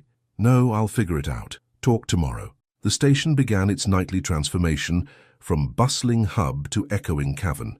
Security guards made their rounds, gently encouraging the few remaining travelers toward the exits. Jennifer checked her banking app, $43.17, until her next catering gig, assuming Mrs. Patterson didn't cancel Tuesday's book club luncheon like 3 other clients had this month. Uber surge pricing glowed mockingly on her screen, $67 to Roxbury. Excuse me. The voice startled her from her financial calculations. Kevin stood closer now, close enough that she could see the fine lines around his eyes, the way his perfect appearance couldn't quite mask something fundamentally broken underneath. I couldn't help but notice. He paused, seeming to wrestle with words that didn't come naturally. Are you also stranded? His accent carried the polished edges of private schools and Ivy League halls, but his question held genuine concern. Jennifer found herself studying his face, searching for the usual assumptions she'd learned to expect. The subtle once-over, the quick categorization, the polite distance wealthy white men typically maintained. Instead, she found only exhaustion that mirrored her own. Last train, she confirmed, gesturing toward the empty tracks. You? I don't drive. The admission seemed to cost him something. I was supposed to catch the 11:47 to... He trailed off, as if he'd forgotten his intended destination. Jennifer's grandmother used to say that God put people in your path for a reason, though she'd also warned about accepting rides from strangers. But something about this man's careful stillness, the way he held himself like he was afraid of breaking, made her usual caution feel unnecessarily cruel. "Look," she said, surprising herself, "I'm Jennifer. I live in Roxbury. If you're heading anywhere near there, maybe we could split an Uber. The surge pricing is brutal right now." He blinked, as if the concept of shared transportation was foreign. "Kevin," he replied after a moment, "I live in Beacon Hill." Of course he did. Beacon Hill, where the brownstones cost more than most people made in a decade, where her catering van looked as out of place as she probably did right now. "That's not far from me," she lied smoothly. It was a 20-minute walk from Beacon Hill to Roxbury on a good day, but something about Kevin's careful posture suggested he needed the kindness more than she needed the accuracy. "I would appreciate that," he said quietly. "I can cover the full fare." "We'll split it," Jennifer insisted, her pride flaring despite her bank balance. Fair is fair. As they waited for their ride in the station's dying light, Jennifer noticed Kevin's hands again. Surgeon's hands, steady and precise, but carrying tremors that spoke of more than just cold weather. The gold chain around his neck caught the light each time he breathed, and she found herself wondering about the story it told. Outside, Boston's October rain continued its relentless rhythm, washing the city clean for tomorrow's possibilities. Neither Jennifer nor Kevin knew that this shared ride would become the first thread in a tapestry that would reweave both their lives. But sometimes destiny announces itself not with fanfare, but with the simple necessity of getting home through the storm. The Uber's headlights appeared through the rain like hope, cutting through darkness, and Jennifer Renee Bennett made the decision that would change everything. She opened the car door and held it for a stranger whose sadness felt as deep as her own determination. 2 weeks later, Jennifer stood in the doorway of Kevin's Beacon Hill kitchen, her mouth slightly open in disbelief. "This is your kitchen?" she breathed, taking in the Sub-Zero refrigerator, the 8-burner Wolf range, the marble countertops that could have housed her entire Roxbury apartment. "Do you actually cook in here?" Kevin shifted uncomfortably behind her, his hospital scrubs a stark contrast to the kitchen's pristine grandeur. "Sarah did," he said quietly. She loved to cook." The past tense hung between them like morning fog, heavy with unspoken grief. Jennifer had learned through careful observation during their subsequent shared rides home that Kevin spoke of his wife and son only in fragments, a half-finished sentence here, a quickly diverted glance there. The gold ring around his neck told a story he wasn't ready to share completely. "It's beautiful," Jennifer said diplomatically, running her fingers along the butcher block island that was larger than her current workstation at home. 3 weeks ago, she'd mentioned needing a larger space for her catering business during one of their quiet Uber rides. Kevin had offered his kitchen with the same careful politeness he brought to everything, as if he was afraid his words might break something precious. The arrangement was simple. She could use his professional-grade kitchen in exchange for preparing his meals. What he hadn't mentioned was that the kitchen looked like a museum exhibit, untouched except for the single coffee mug that sat alone in the vast sink each morning. "I should warn you," Kevin said, adjusting his hospital badge with nervous precision. "I'm not particular about food. Sarah used to say I'd eat cardboard if it was presented on a clean plate." "Good thing I don't cook cardboard," Jennifer replied, setting down her canvas tote bag filled with spices, her grandmother's cast-iron skillet, and the wooden spoon that had been blessed by 3 generations of women who knew that food was love made tangible. The house around them breathed with expensive silence. Jennifer had glimpsed it during her previous visits. Rooms filled with furniture that looked like it belonged in Architectural Digest, family photos that stopped abruptly 3 years ago, a baby grand piano covered with a sheet that suggested music had died here along with laughter. Kevin's phone buzzed against his hip. "I need to get to the hospital," he said, already reaching for his keys. "Surgery at 7. I'll probably be late. Don't wait up. Don't feel obligated to—" He trailed off, color rising in his cheeks. "I'll make sure there's dinner when you get home," Jennifer said simply. "That's what we agreed on." After his car service arrived, he still wouldn't drive, she'd noticed. Jennifer began her exploration of the kitchen that could have fed a small restaurant. The spice rack held expensive bottles, most unopened. The freezer contained an array of frozen dinners that spoke of a man who had forgotten how to nourish himself. The refrigerator held bottled water, leftover Chinese takeout, and a single carton of milk 3 days past its expiration date. She started with music, her phone connected to the kitchen's sound system, filling the space with Alicia Keys' warm vocals. Then came the familiar ritual of preparation. Onions diced with the precision her culinary school professors had demanded, garlic pressed until its aroma began to chase away the kitchen's sterile emptiness, chicken seasoned with the blend of spices that had made her catering business a whispered recommendation in Roxbury's tight-knit community. As she cooked, Jennifer began to notice the details Kevin probably thought were hidden. The cookbook with "Happy Anniversary, My Love, Sarah," written in fading purple ink. The refrigerator magnets from family vacations to Cape Cod, Disney World, places where a little boy had collected memories like shells. The high chair pushed into a corner, still bearing crayon marks from small fingers that had once drummed against its tray. By the time Kevin returned at nearly 10 o'clock, the kitchen smelled like Sunday dinners and second chances. Jennifer had prepared her grandmother's chicken and dumplings, mac and cheese that could make grown men weep, and green beans cooked with enough bacon to remind anyone that some rules were meant to be broken for the sake of joy. "I'm sorry I'm so late," Kevin said, stopping short when he saw the table set for two. Emergency surgery, a 12-year-old with a brain tumor. His voice carried the weight of all the children he couldn't save, all the promises medicine couldn't keep. "How is he?" Jennifer asked, ladling food onto plates that probably cost more than her rent. "Stable, for now."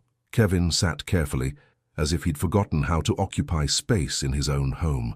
"This smells incredible." Jennifer watched as he took his first bite, saw the way his eyes closed involuntarily, the slight loosening of shoulders that had carried tension like armor. For a moment, the careful politeness fell away, and she glimpsed the man he might have been before grief carved away his softer edges. "My grandmother always said you can taste love in the cooking," Jennifer said quietly. I think she was right. Kevin's fork paused halfway to his mouth. Sarah used to say something similar. She'd make these elaborate dinners, even on weeknights. Marcus, our son, he'd help her in the kitchen. There was always flour everywhere, and noise, and... He set down his fork, the memory apparently too much to carry while eating. "How old was he?" Jennifer asked gently. 7. He would have been 10 last month. Kevin's voice barely rose above a whisper. He wanted to be a paleontologist, knew more about dinosaurs than most college students. They ate in companionable silence after that, the weight of shared stories settling between them like evening shadows. Jennifer noticed that Kevin finished everything on his plate, the first real meal he'd eaten in this kitchen in months, she suspected. "Jennifer," he said as she began clearing dishes, "I know this arrangement is temporary until you find a proper commercial space, but thank you for this, for treating my home like it deserves to be lived in again." She paused in her cleaning, struck by the careful way he chose his words, the gratitude that seemed too large for a simple meal. "Everyone deserves to come home to something good," she replied, "even neurosurgeons who work too late and forget to eat." As Jennifer gathered her things to leave, she noticed Kevin standing in the kitchen's center, looking around as if seeing it clearly for the first time in years. The gold ring around his neck caught the under-cabinet lighting, and for just a moment he looked less like a man haunted by ghosts and more like someone remembering what it felt like to be human. Tomorrow she would return with groceries and stories, with music and the kind of cooking that doesn't just fill stomachs, but feeds souls. Tonight, she left him with the lingering aroma of home and the promise that some spaces are meant to be filled with more than beautiful emptiness.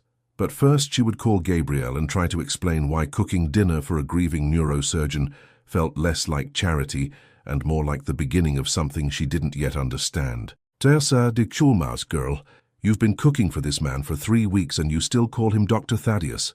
Gabrielle Washington adjusted her oversized hoop earrings while examining the fresh twist-out she'd been perfecting in the mirror of her Dorchester hair boutique. "That's not friendship, that's employment." Jennifer looked up from the inventory list she'd been reviewing. Kevin had insisted on reimbursing her for groceries, plus what he called a reasonable fee for her cooking services. The check he'd left on the counter Monday morning had been for more than she usually made in a week of catering gigs.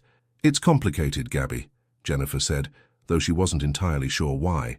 "He's been through a lot." "Haven't we all, honey?" Gabrielle set down her wide tooth comb and fixed Jennifer with the look that had served as a truth detector since their freshman year at UMass. "But you said he smiled yesterday." "Actually smiled. When's the last time you saw a man light up over your cooking like that?" Jennifer thought about Kevin's expression, when he'd tasted her cornbread the previous evening. For just a moment, his careful composure had cracked, and she'd seen something that looked almost like joy cross his features. He'd eaten 3 pieces, which for a man who usually ate like food was simply fuel, felt like a revelation. "It's not like that," Jennifer insisted, though her voice lacked conviction. We help each other. He gives me kitchen space. I make sure he doesn't survive on frozen dinners and hospital vending machine coffee." "Uh-huh." Gabrielle's manicured fingernail tapped against her phone screen. "And what about when Mrs. Patterson's bridge club cancelled on you Tuesday? What happened then?" Jennifer had mentioned that cancellation to Kevin during one of their increasingly comfortable dinner conversations. She'd tried to keep the disappointment out of her voice. Losing $300 worth of bookings in 1 week was more than a setback. It was approaching crisis territory for her fledgling business. What she hadn't expected was to find an envelope on the kitchen counter the next morning with a note in Kevin's precise handwriting. "For the inconvenience of my inconsistent schedule affecting your business operations, K." Inside had been $500 in cash. "He was just being considerate," Jennifer said weakly. "Considerate?" Gabrielle laughed, the sound rich with disbelief. "Honey, considerate is holding the door. What you're describing sounds like a man who's starting to care." That afternoon, Jennifer arrived at Kevin's house to find him home earlier than usual, sitting at the kitchen island with his laptop open and what appeared to be financial documents spread across the marble surface. He looked up when she entered, and she caught something in his expression, a hesitation that seemed almost vulnerable. "I hope you don't mind," he said, gesturing to his papers. "I had some things to review, and the Home Office feels—" He paused, searching for words. "It feels too quiet sometimes." Jennifer had noticed that Kevin seemed to avoid certain parts of his house. The formal dining room remained untouched, and she'd never seen him venture upstairs during her visits. Even his bedroom, she suspected, was probably not the master suite, but some smaller space that didn't carry the weight of shared memories. "Of course not," she said, unpacking the ingredients for tonight's meal. "It's your house. Sometimes it doesn't feel like it," Kevin admitted quietly, then seemed surprised by his own honesty. Jennifer began her familiar routine, music filling the space, the methodical preparation that had always centered her thoughts. Today she was making oxtail stew, a recipe that required patience and attention, the kind of cooking that couldn't be rushed even by the most demanding schedule. "Can I ask you something?" Kevin said after several minutes of comfortable quiet. "Sure. Do you always cook like this, with so much—" He gestured vaguely at her movement around the kitchen, the way she'd unconsciously begun dancing slightly to the Lauryn Hill playing through the speakers. "Like what?" "Joy," he said simply. "Even when you're tired, even when you've had difficult days, you cook like it's a celebration." Jennifer paused in her chopping, considering the question. "My grandmother used to say that food is one of the few things we can control completely. No matter what's happening in the world, you can take simple ingredients and turn them into something that brings comfort. That's a kind of power, you know." Kevin nodded slowly, as if filing away her words for later contemplation. "I used to think that about surgery. The precision, the ability to fix what's broken. But sometimes—" He trailed off, his attention apparently caught by something in the documents before him. "Sometimes what?" Jennifer prompted gently. "Sometimes the thing that's broken can't be fixed with precision," he finished quietly. They worked in companionable silence after that, Jennifer at the stove, Kevin with his papers, and for the first time since she'd started coming here, the house felt less like a mausoleum and more like a home where two people happened to exist in the same space without having to explain themselves. When Kevin's phone rang, he glanced at the screen, and his expression immediately shifted to something more guarded. "Dr. Mack," he answered, his voice taking on the professional tone Jennifer had learned to recognize as his armor against the world. She could hear only Kevin's side of the conversation, but the tension in his shoulders told her everything she needed to know about its content. "I understand your concern, Rick, but I'm managing fine. No, I don't think that's necessary. I appreciate your interest in my well-being, but my personal life doesn't affect my surgical performance." When he hung up, Kevin sat motionless for several long moments, staring at his phone as if it had personally betrayed him. "Everything okay?" Jennifer asked carefully. "My department chief thinks I need to engage more fully with life," Kevin said, his tone making quotation marks around the phrase. "He's concerned that I'm too isolated." "Are you?" The question seemed to catch Kevin off guard. He looked around the kitchen, at Jennifer moving comfortably through what had once been Sarah's domain, at the evidence of life and warmth that hadn't existed here in years, at the meal taking shape that would fill his house with aromas that made it feel less like a shrine to loss and more like a place where the future might be possible. "I'm starting to think I might be," he admitted. Jennifer turned from the stove to find Kevin watching her, with an expression she couldn't quite read, something between gratitude and confusion, as if he was trying to solve the equation that didn't follow the logical rules he'd built his life around. "Well," she said, seasoning the stew with the confidence of someone who understood that healing sometimes came disguised as a shared meal. "Lucky for you, I make excellent company." For the second time in 3 weeks, Kevin smiled, not the careful professional expression he wore like a uniform, but something genuine and surprised, as if he'd forgotten his face was capable of such expressions. As evening settled around them, Jennifer realized that Gabriel might have been right about one thing. What was happening in this kitchen was beginning to feel less like an arrangement and more like the delicate beginning of something neither of them had planned, but both of them desperately needed. Saisasti, Jennifer found Kevin sitting on his kitchen floor at 2 in the morning, his back against the refrigerator, still wearing his surgical scrubs from what must have been an 18-hour day. His face was buried in his hands, and the gold chain around his neck glinted in the soft under-cabinet lighting she'd left on out of habit. She'd let herself in with the key he'd given her 3 days ago, a gesture that had surprised them both, planning to prep ingredients for tomorrow's dinner service. Instead, she'd found evidence of a man coming apart at the seams, an untouched sandwich on the counter, prescription bottles scattered across the island, and Kevin himself collapsed in exhaustion and something deeper than fatigue. "Kevin?" she said softly, crouching down beside him. He looked up, and Jennifer's heart clenched at the raw desperation in his eyes. This wasn't the careful, controlled grief she'd grown accustomed to seeing. This was something primal and immediate, the kind of pain that strips away all pretense. "Lost one today," he said, his voice hoarse. 8 years old, brain tumor, just like Marcus had. Same age Marcus would be now if he couldn't finish the sentence. Jennifer settled beside him on the cool tile floor, not speaking, just being present in the way her grandmother had taught her.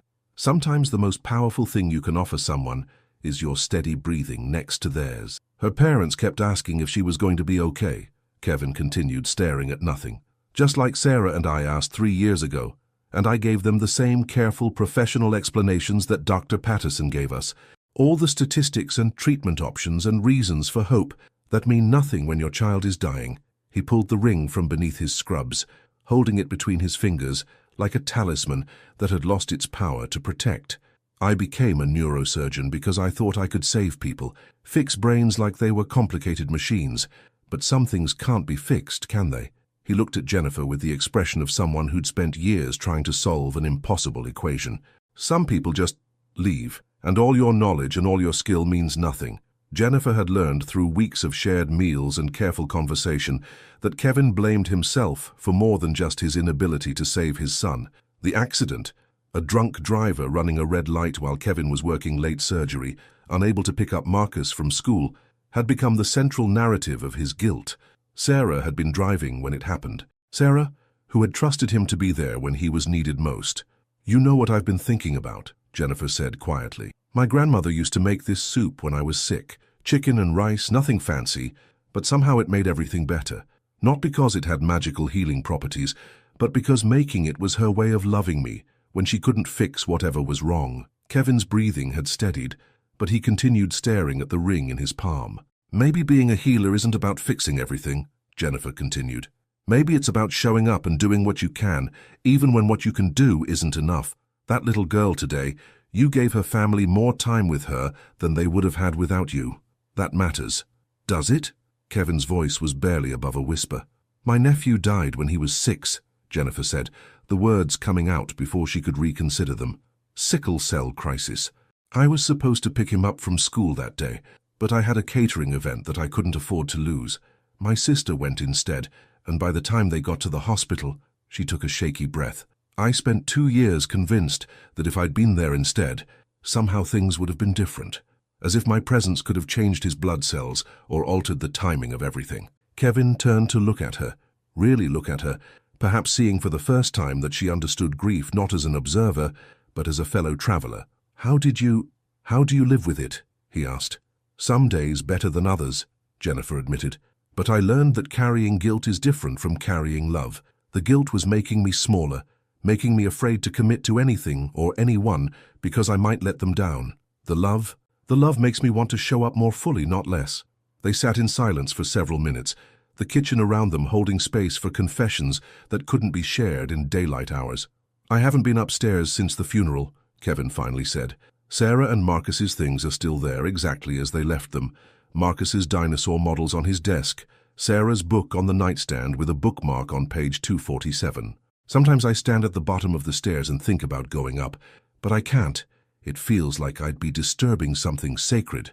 Or maybe, Jennifer said gently, you're afraid that going upstairs might mean you're ready to keep living, and you're not sure you deserve to. Kevin's hand closed around the ring, his knuckles white with tension. Some nights I sit in my car in the hospital parking garage and think about just not coming home. Not because I want to hurt myself, but because this house, this life, it all feels like evidence of my failure to protect the people who mattered most. But you do come home, Jennifer pointed out. Every night, you come home, and you eat dinner at that table, and you ask me about my day, and you smile when I tell you about Gabrielle's dating disasters. That's not failure, Kevin. That's courage. Jennifer stood and extended her hand to help him up. After a moment's hesitation, Kevin took it, allowing her to pull him to his feet.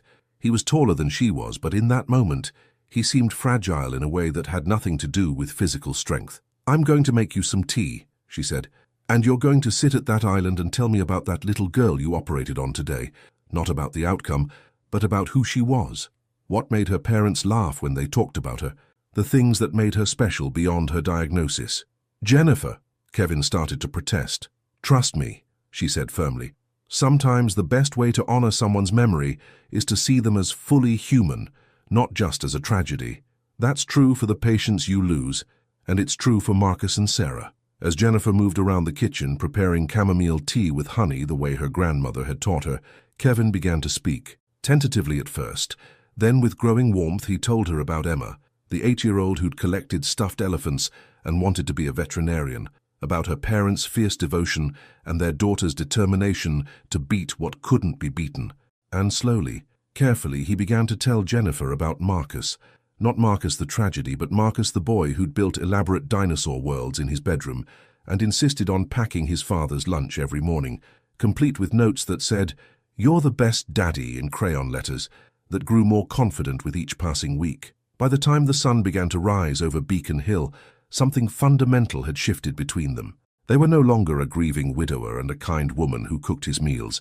They had become two people who understood that sometimes healing begins not with fixing what's broken, but with finding the courage to live alongside the brokenness while still believing in the possibility of joy. "Saisi de Fabare, you're spending an awful lot of time in Beacon Hill lately," Gabrielle observed, sorting through natural hair products in her boutique while Jennifer sat in the styling chair, ostensibly getting her box braids refreshed, but really needing someone to talk to about the growing complexity of her arrangement with Kevin. "It's convenient," Jennifer said, though they both knew that wasn't the whole truth. "His kitchen is amazing, and the catering business is finally picking up. Mrs. Chen booked me for her daughter's graduation party, and the Johnsons want me to do their anniversary dinner." Gabrielle's tone suggested she wasn't buying the explanation. "And Dr. Thaddeus, how's he handling having life in his house again?" Jennifer thought about the previous evening, when she'd arrived to find Kevin in the kitchen ahead of her, attempting to make rice with the determination of someone approaching a complex surgical procedure. The result had been simultaneously burned and undercooked, a culinary feat that should have been impossible. "He's learning," she said carefully. "Yesterday he tried to cook dinner before I got there. Sweet potato and black bean chili from a recipe he found online. And? It was terrible," Jennifer laughed, "but he was so proud of himself for trying. He said it was the first time he'd cooked anything more complicated than scrambled eggs since Sarah died." What she didn't tell Gabrielle was how Kevin's face had lit up when she'd tasted his disaster of a meal and declared it definitely food, with such diplomatic kindness that he'd burst into laughter, real laughter, the kind that started in his chest and transformed his entire expression. "Jennifer," Gabrielle paused in her work, meeting Jennifer's eyes in the mirror, "I've known you for 10 years. I've seen you date musicians who thought paying rent was optional, and that finance guy who tried to optimize your grandmother's recipes for scalability. I've never seen you talk about a man the way you talk about him." "It's not like that," Jennifer protested, though the words felt increasingly hollow each time she said them. "What's it like, then?" Jennifer struggled to find language for something that had no clear definition. "He's healing, I think, and I'm helping with that. But it's not romantic. We're just two people who've found a way to make each other's lives a little less difficult." "Baby girl," Gabriel said gently, her hands working through Jennifer's hair with practiced ease.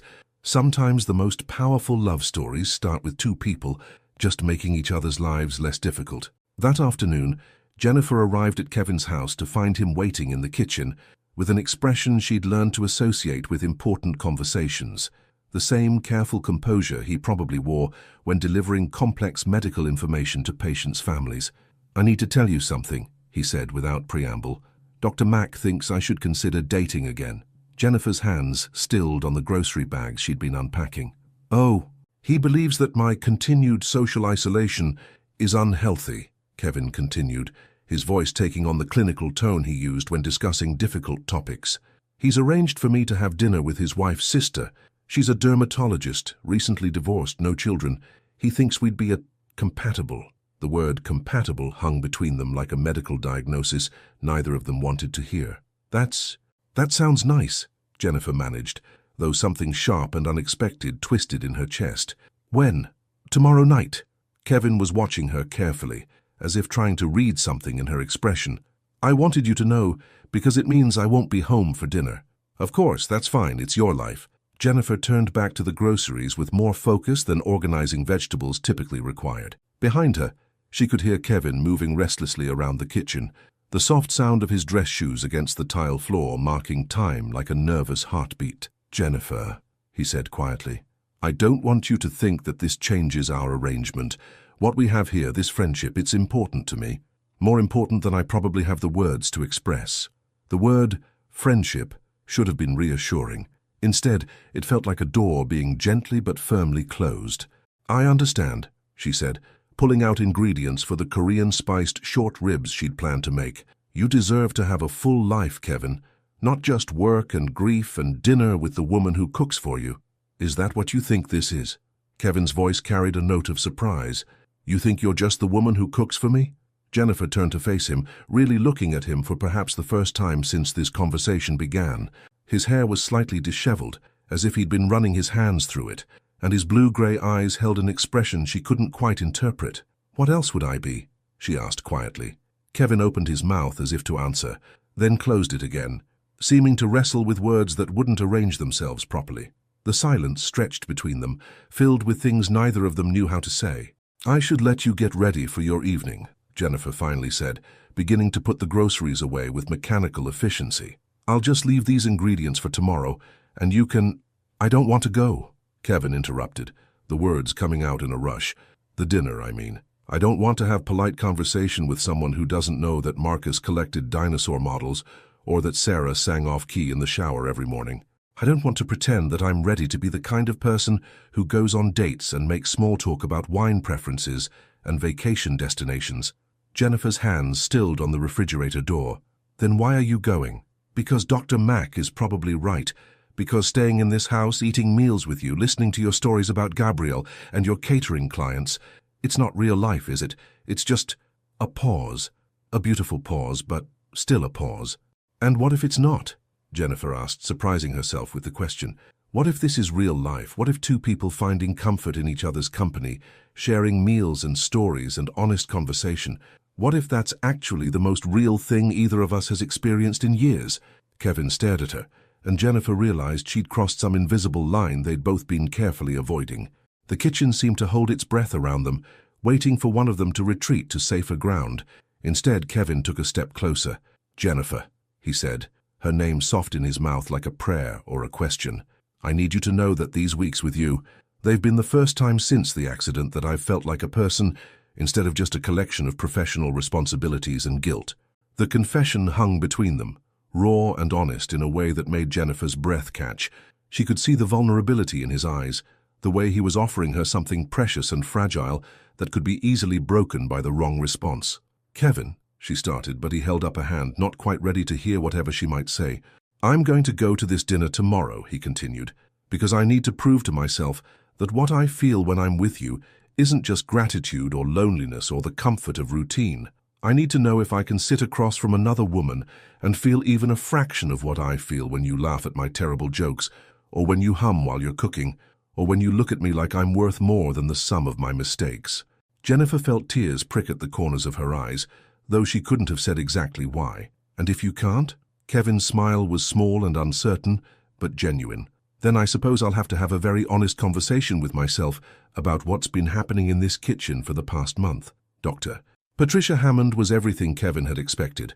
Intelligent, accomplished, attractive in the polished way of someone who understood that appearance was part of professional success. She talked knowledgeably about medical journals, shared amusing anecdotes from her dermatology practice, and asked thoughtful questions about his work in neurosurgery. She was also nothing like Jennifer. Kevin realized this somewhere between the appetizer course and Patricia's detailed explanation of a new laser treatment for age spots. There was nothing wrong with the conversation. It was perfectly pleasant, professionally engaging, exactly the kind of interaction Dr. Mack probably imagined when he'd arranged this dinner. But Kevin found himself thinking about Jennifer's laugh, the way she'd scrunch her nose when she was concentrating on seasoning, how she could make even mundane stories about difficult catering clients feel like adventures worth sharing. Kevin, Patricia's voice brought him back to the present. I asked about your hobbies outside of medicine. I'm sorry, he said, attempting to refocus on the woman across from him. I was thinking about, I used to run along the Charles River before my family died. I haven't really developed new interests since then. Patricia's expression softened with professional sympathy. Rick mentioned you'd experienced a significant loss. That must be incredibly difficult. Kevin nodded, recognizing the tone. It was the same careful compassion he'd learned to use with patients' families, kind, but ultimately distant. Patricia was a good person, he realized, someone who would make an excellent partner for the right man. But as she continued talking about grief counseling and healthy coping mechanisms, Kevin understood with growing clarity that he was not that man. What he wanted was to be home, in his kitchen, listening to Jennifer tell him about her day, while she transformed simple ingredients into something that tasted like comfort and possibility. He wanted the easy silences they'd developed, the way she could make him laugh without trying, how she never treated his grief like a problem to be solved, but simply as part of who he was. I should be honest with you, Kevin said, interrupting Patricia's thoughtful monologue about work-life balance. I don't think I'm ready for this. Dating, I mean. My life is complicated right now. Patricia smiled with understanding that seemed genuine, rather than disappointed. I appreciate your honesty. Rick was probably overly optimistic about your readiness to move forward. It's not that I don't want to move forward, Kevin said, surprised by his own clarity. It's that I think I already am, just not in the way anyone expected. An hour later, Kevin stood outside his Beacon Hill house, key in hand, fighting the urge to call Jennifer and ask her to come over despite the late hour. The house felt different when he entered, not empty exactly, but waiting. As if it knew that something important was about to happen within its walls, he found Jennifer's note on the kitchen counter, written in her neat handwriting. Short ribs are in the slow cooker, rice in the rice maker. Heat the vegetables for 3 minutes. Hope your evening was lovely. J. Below her initial, she'd drawn a small smiley face that made Kevin's chest tight with an emotion he wasn't quite ready to name. The next morning, Jennifer arrived to find Kevin already in the kitchen, dressed for work but lingering over coffee as if he was waiting for something. How was your date? She asked, her voice carefully neutral as she began unpacking ingredients for lunch prep. Educational, Kevin replied, which wasn't exactly an answer. Jennifer glanced at him, noting the thoughtful expression he wore when he was working through a complex problem. That sounds mysterious. Patricia is lovely, Kevin said slowly. Intelligent, successful, everything Dr. Mack probably thought I needed. We had a perfectly pleasant conversation about medicine and professional development and shared interests. But? Jennifer prompted, sensing there was more to this story.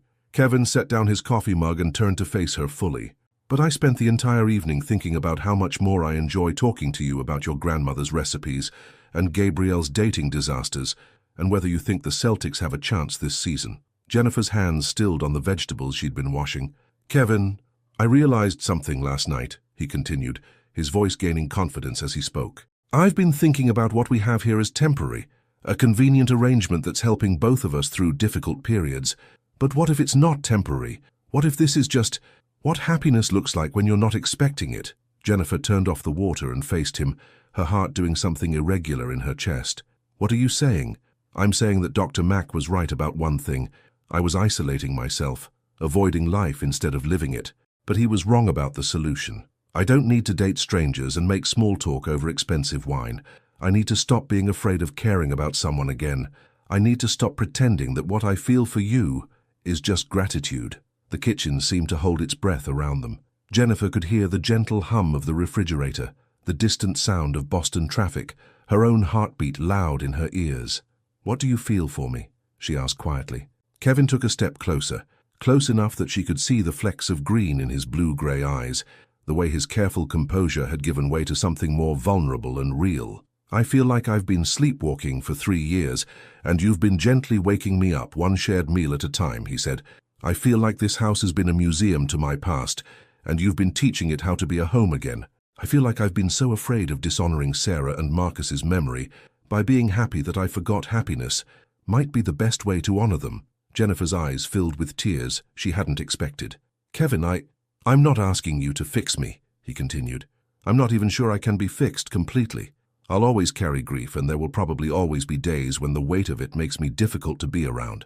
But if you're willing, I'd like to stop pretending that what we have is just convenient and start acknowledging that it might be the best thing that's happened to either of us in a long time.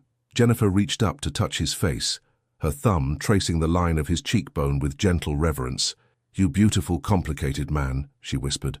Don't you know that I stopped thinking of this as just an arrangement weeks ago? Kevin leaned into her touch, his eyes closing as if her words were a benediction he'd been waiting to receive. So what happens now? He asked. Jennifer smiled, the expression transforming her entire face. Now I make you breakfast and you tell me about every boring moment of your date last night, and we stop being afraid of whatever this is becoming. As morning light filled the kitchen where they'd been slowly, carefully falling in love without either of them quite realizing it, Kevin finally understood what Dr. Mack had been trying to tell him. Healing didn't always look like moving on. Sometimes it looked like moving forward, carrying love instead of just loss, building something new without forgetting what came before. Thursday de Sativa, 3 days after Kevin's confession in the kitchen, Jennifer found herself standing at the bottom of the staircase in his Beacon Hill house, looking up at the second floor that had remained untouched for 3 years. Kevin was beside her, his hand trembling slightly as he gripped the banister. You don't have to do this today, Jennifer said softly, or at all, if you're not ready. I want to, Kevin replied, though his voice carried the weight of someone trying to convince himself as much as her. Sarah's sister has been asking about some of her jewelry, family pieces that should go to her nieces, and Marcus's dinosaur collection. There's a little boy at the hospital whose parents can't afford toys. His name is Daniel, and he has the same brain tumor Marcus had. Jennifer understood the significance of this gift in ways that Kevin probably couldn't articulate, the difference between preserving everything as a shrine and choosing to let objects carry love forward to children who needed them. I'll be right here with you, she said, taking his hand. Every step. The master bedroom at the top of the stairs looked like it was waiting for its occupants to return from a brief vacation. Sarah's book still lay open on the nightstand, a reading glasses case beside it. Kevin's side of the bed was made with military precision, but Sarah's side remained rumpled, as if she'd just stepped away for a moment. Kevin stood frozen in the doorway, his breathing shallow and quick. Tell me about her, Jennifer said, understanding instinctively that memories needed to be spoken aloud before objects could be touched. She was terrible at making beds, Kevin said, his voice barely above a whisper. Every morning I'd make my side perfectly, and she'd just pull the covers up on hers and call it done. It drove me crazy the first year we were married. After that, it became one of the things I loved most about her, how she refused to waste time on things that didn't matter. Jennifer squeezed his hand. What did matter to her? People. Stories. She could talk to anyone. The barista at our coffee shop knew about her book club. The grocery store clerks would save the best produce for her. Our mailman would stop and chat about his grandchildren. She made everyone feel seen. As Kevin talked, Jennifer noticed the photographs on Sarah's dresser, wedding pictures, vacation snapshots, but mostly images of Marcus at various ages. A chubby baby, a gap-toothed kindergartner, a 7-year-old grinning beside an enormous dinosaur display at the Museum of Science. "He looks like he had your eyes," Jennifer observed, studying a school portrait of Marcus in a Batman t-shirt. Sarah's smile, though, and her ability to make friends. His teacher said he was the kid who made sure no one sat alone at lunch. Kevin's voice broke slightly. He was going to be better than both of us. They worked slowly through Sarah's jewelry box, Kevin sharing the story behind each piece, as he set aside items for her sister. Sarah's engagement ring, too personal to give away, but too painful to see every day. Her grandmother's pearls, which should go to Sarah's niece when she turned 16. The silly costume jewelry Marcus had given her for various Mother's Days, which Kevin couldn't bear to part with. Marcus's room proved even more challenging. The walls were covered with dinosaur posters, the shelves lined with carefully arranged models and picture books about paleontology. His bed was made with the same precision as Kevin's, but a stuffed triceratops sat on the pillow, worn soft from nightly snuggles. He organized them by time period, Kevin said, gesturing to the dinosaur collection. Triassic, Jurassic, Cretaceous. He was 7 years old and could pronounce Pachycephalosaurus better than most adults. Jennifer watched Kevin carefully select specific models to pack for Daniel at the hospital. Not the rarest or most expensive ones, but the sturdy, well-loved figures that had clearly been favorites for actual play rather than display. "Marcus would like that. Another little boy will love these," Jennifer said. "I hope so." Kevin paused, holding a small velociraptor that showed signs of having been carried everywhere. "Sometimes I worry that giving his things away means I'm letting go of him, but keeping everything exactly as he left it hasn't brought him back either." "Maybe," Jennifer suggested gently, "the point isn't to hold on to him or let him go. Maybe it's to carry him with you in a way that doesn't make it impossible to keep living."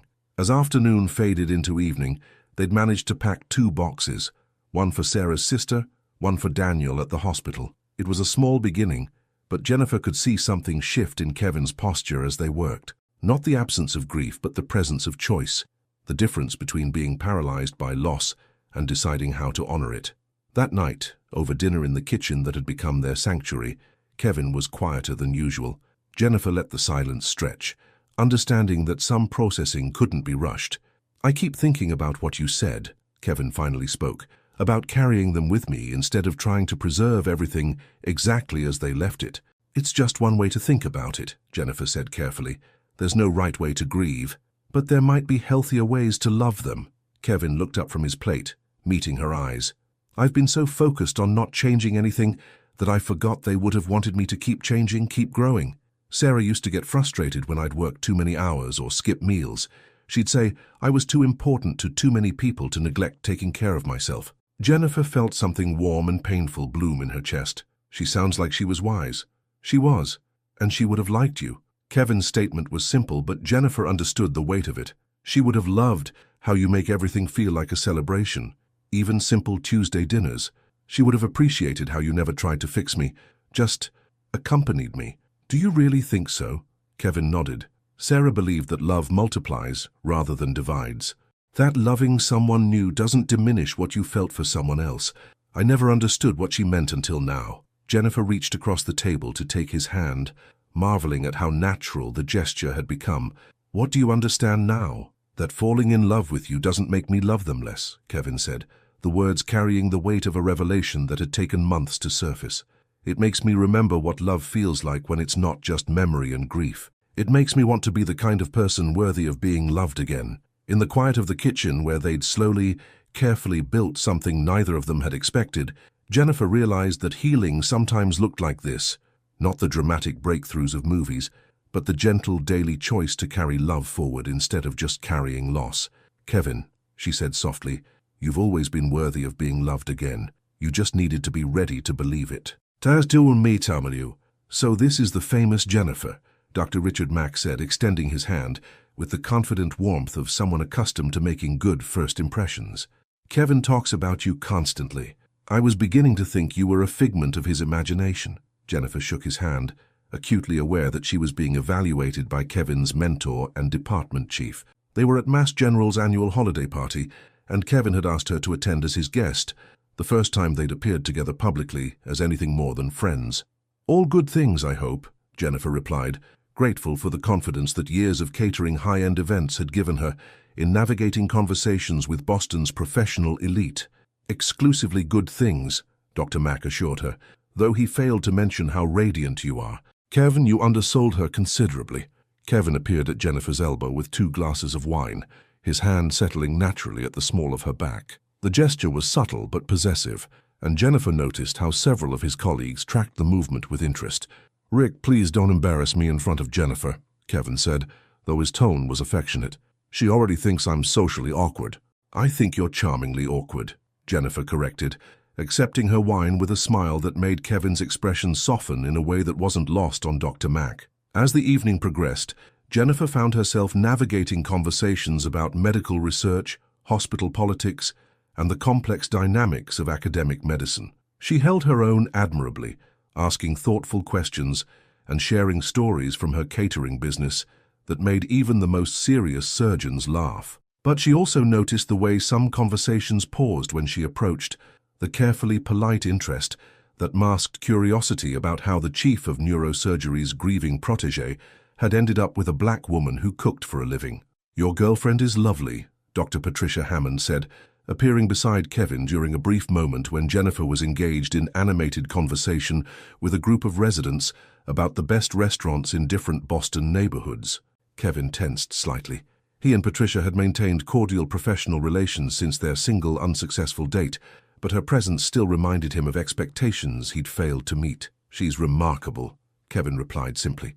Very different from Sarah, Patricia observed, her tone carefully neutral. Yes, Kevin said, watching Jennifer demonstrate the proper way to hold chopsticks to a resident who'd confessed to struggling with Asian cuisine. She is. Patricia seemed to be waiting for more elaboration, but Kevin had learned that some statements were complete in themselves. Jennifer was different from Sarah, more outgoing, more spontaneous, more willing to challenge his tendency toward isolation. But she was also similar in the ways that mattered most: her capacity for kindness, her ability to make ordinary moments feel special, her instinct to care for others even when it cost her something. Kevin, Dr. Mack appeared, interrupting the moment. I'd like you to meet Dr. James Morrison from Hopkins. He's very interested in the surgical technique you used on the Patterson case. As Kevin was drawn into a professional conversation, Jennifer found herself temporarily alone, observing the party from the periphery. The Mass General holiday party was elegant in the way of institutional celebrations, tasteful decorations, quality catering, conversations that balanced personal warmth with professional networking. She was watching Kevin across the room, noting how he'd become more animated in the month since they'd met, when someone approached from behind. You must have quite a story, the woman said. Jennifer turned to find an elegant older woman with silver hair and expensive jewelry, holding a martini with practiced ease. I'm sorry, Jennifer replied politely. Kevin Thaddeus, the woman clarified. Brilliant surgeon, devastated widower, hasn't been seen with a woman since his family died, and now here you are looking at him like he hung the moon, and him looking at you like you saved his life. Jennifer felt heat rise in her cheeks, but she kept her voice steady. Kevin and I are very happy together. I'm sure you are, dear. I'm Margaret Crawford. My late husband was chief of surgery here for 20 years. I've watched Kevin grow from a cocky resident to one of the finest neurosurgeons on the East Coast. I've also watched him nearly destroy himself with grief these past 3 years. Jennifer wasn't sure if she was being warned or welcomed, so she simply nodded. Whatever you've done, Margaret continued, keep doing it. He looks alive again. That's not something I thought I'd see. Before Jennifer could respond, Kevin appeared at her side, his hand finding hers with the automatic comfort of established intimacy. Mrs. Crawford, he said, nodding respectfully to the older woman. I see you've met Jennifer. Indeed I have. She's lovely, Kevin. Sarah would have approved. The statement hung in the air for a moment, carrying weight that Jennifer didn't fully understand, but Kevin clearly did. His grip on her hand tightened slightly. Thank you, he said quietly. That means more than you know. Later, as they waited for their Uber outside the hospital, Jennifer found herself processing the evening's undercurrents. That was interesting, she said carefully. Hospital parties always are, Kevin replied. Too many strong personalities in one room, everyone trying to balance personal and professional relationships. Is that what we were doing? Balancing. Kevin looked at her sharply, catching something in her tone. What do you mean? I mean, I spent the evening feeling like I was being evaluated for my suitability as your girlfriend by people who knew Sarah, knew your previous life. like they were all wondering what you were doing with someone so different from what they expected. Kevin was quiet for a long moment, watching the hospital's windows glow against the December night. "Jennifer," he said finally, "I need you to understand something. Sarah was perfect for who I was then, a young surgeon trying to build a career, someone who needed stability and support, and someone who could navigate the social expectations of academic medicine. She was brilliant at being a surgeon's wife." Jennifer felt something cold settle in her stomach. "And I'm not?"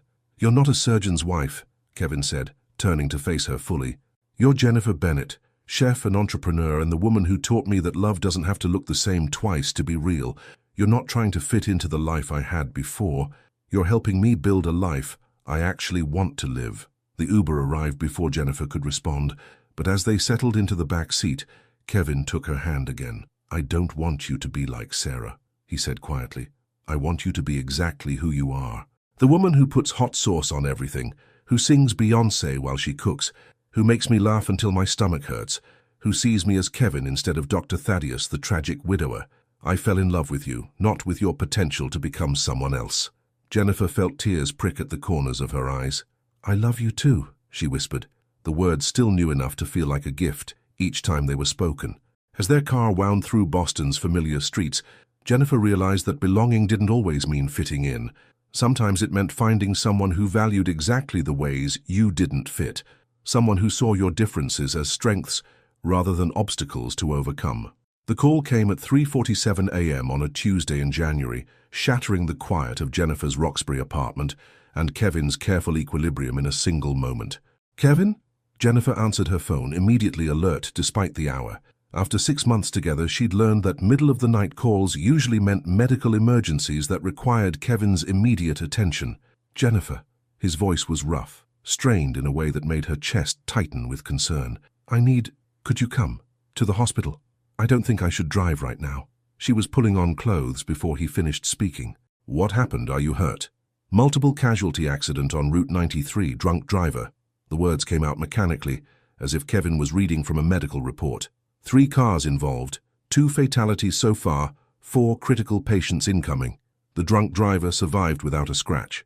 Jennifer's blood went cold as she understood the terrible parallel. "Kevin, I'm coming. I'll be there in 20 minutes. "I can't do this," Kevin continued, as if he hadn't heard her. "The lead trauma surgeon, and I can't even scrub in because my hands won't stop shaking. Dr. Nakamura had to take my cases. I'm sitting in an on-call room like a first-year resident having a panic attack." "Breathe," Jennifer said firmly, grabbing her keys and heading for the door. "Just breathe, Kevin. I'm already in my car." Mass General at 4 a.m. was a different creature than the bustling daytime hospital Jennifer had visited for Kevin's holiday party. The emergency department hummed with controlled chaos, trauma teams working with practiced efficiency, the controlled urgency that saved lives when minutes mattered. Jennifer found Kevin in a small on-call room, still wearing scrubs but sitting on the narrow bed with his head in his hands. The gold chain around his neck was visible, and she realized he was gripping Sarah's wedding ring through the fabric of his shirt, like a talisman. "Hey," she said softly, closing the door behind her. Kevin looked up, and Jennifer's heart broke at the devastation in his eyes. This wasn't the controlled grief she'd grown accustomed to, but something raw and immediate, trauma layering on top of trauma in a way that threatened to undo months of careful healing. "I can't get the images out of my head," Kevin said, his voice barely above a whisper. "The car seats in the back of the minivan. Empty car seats, Jennifer, just like Marcus's was when they brought him in."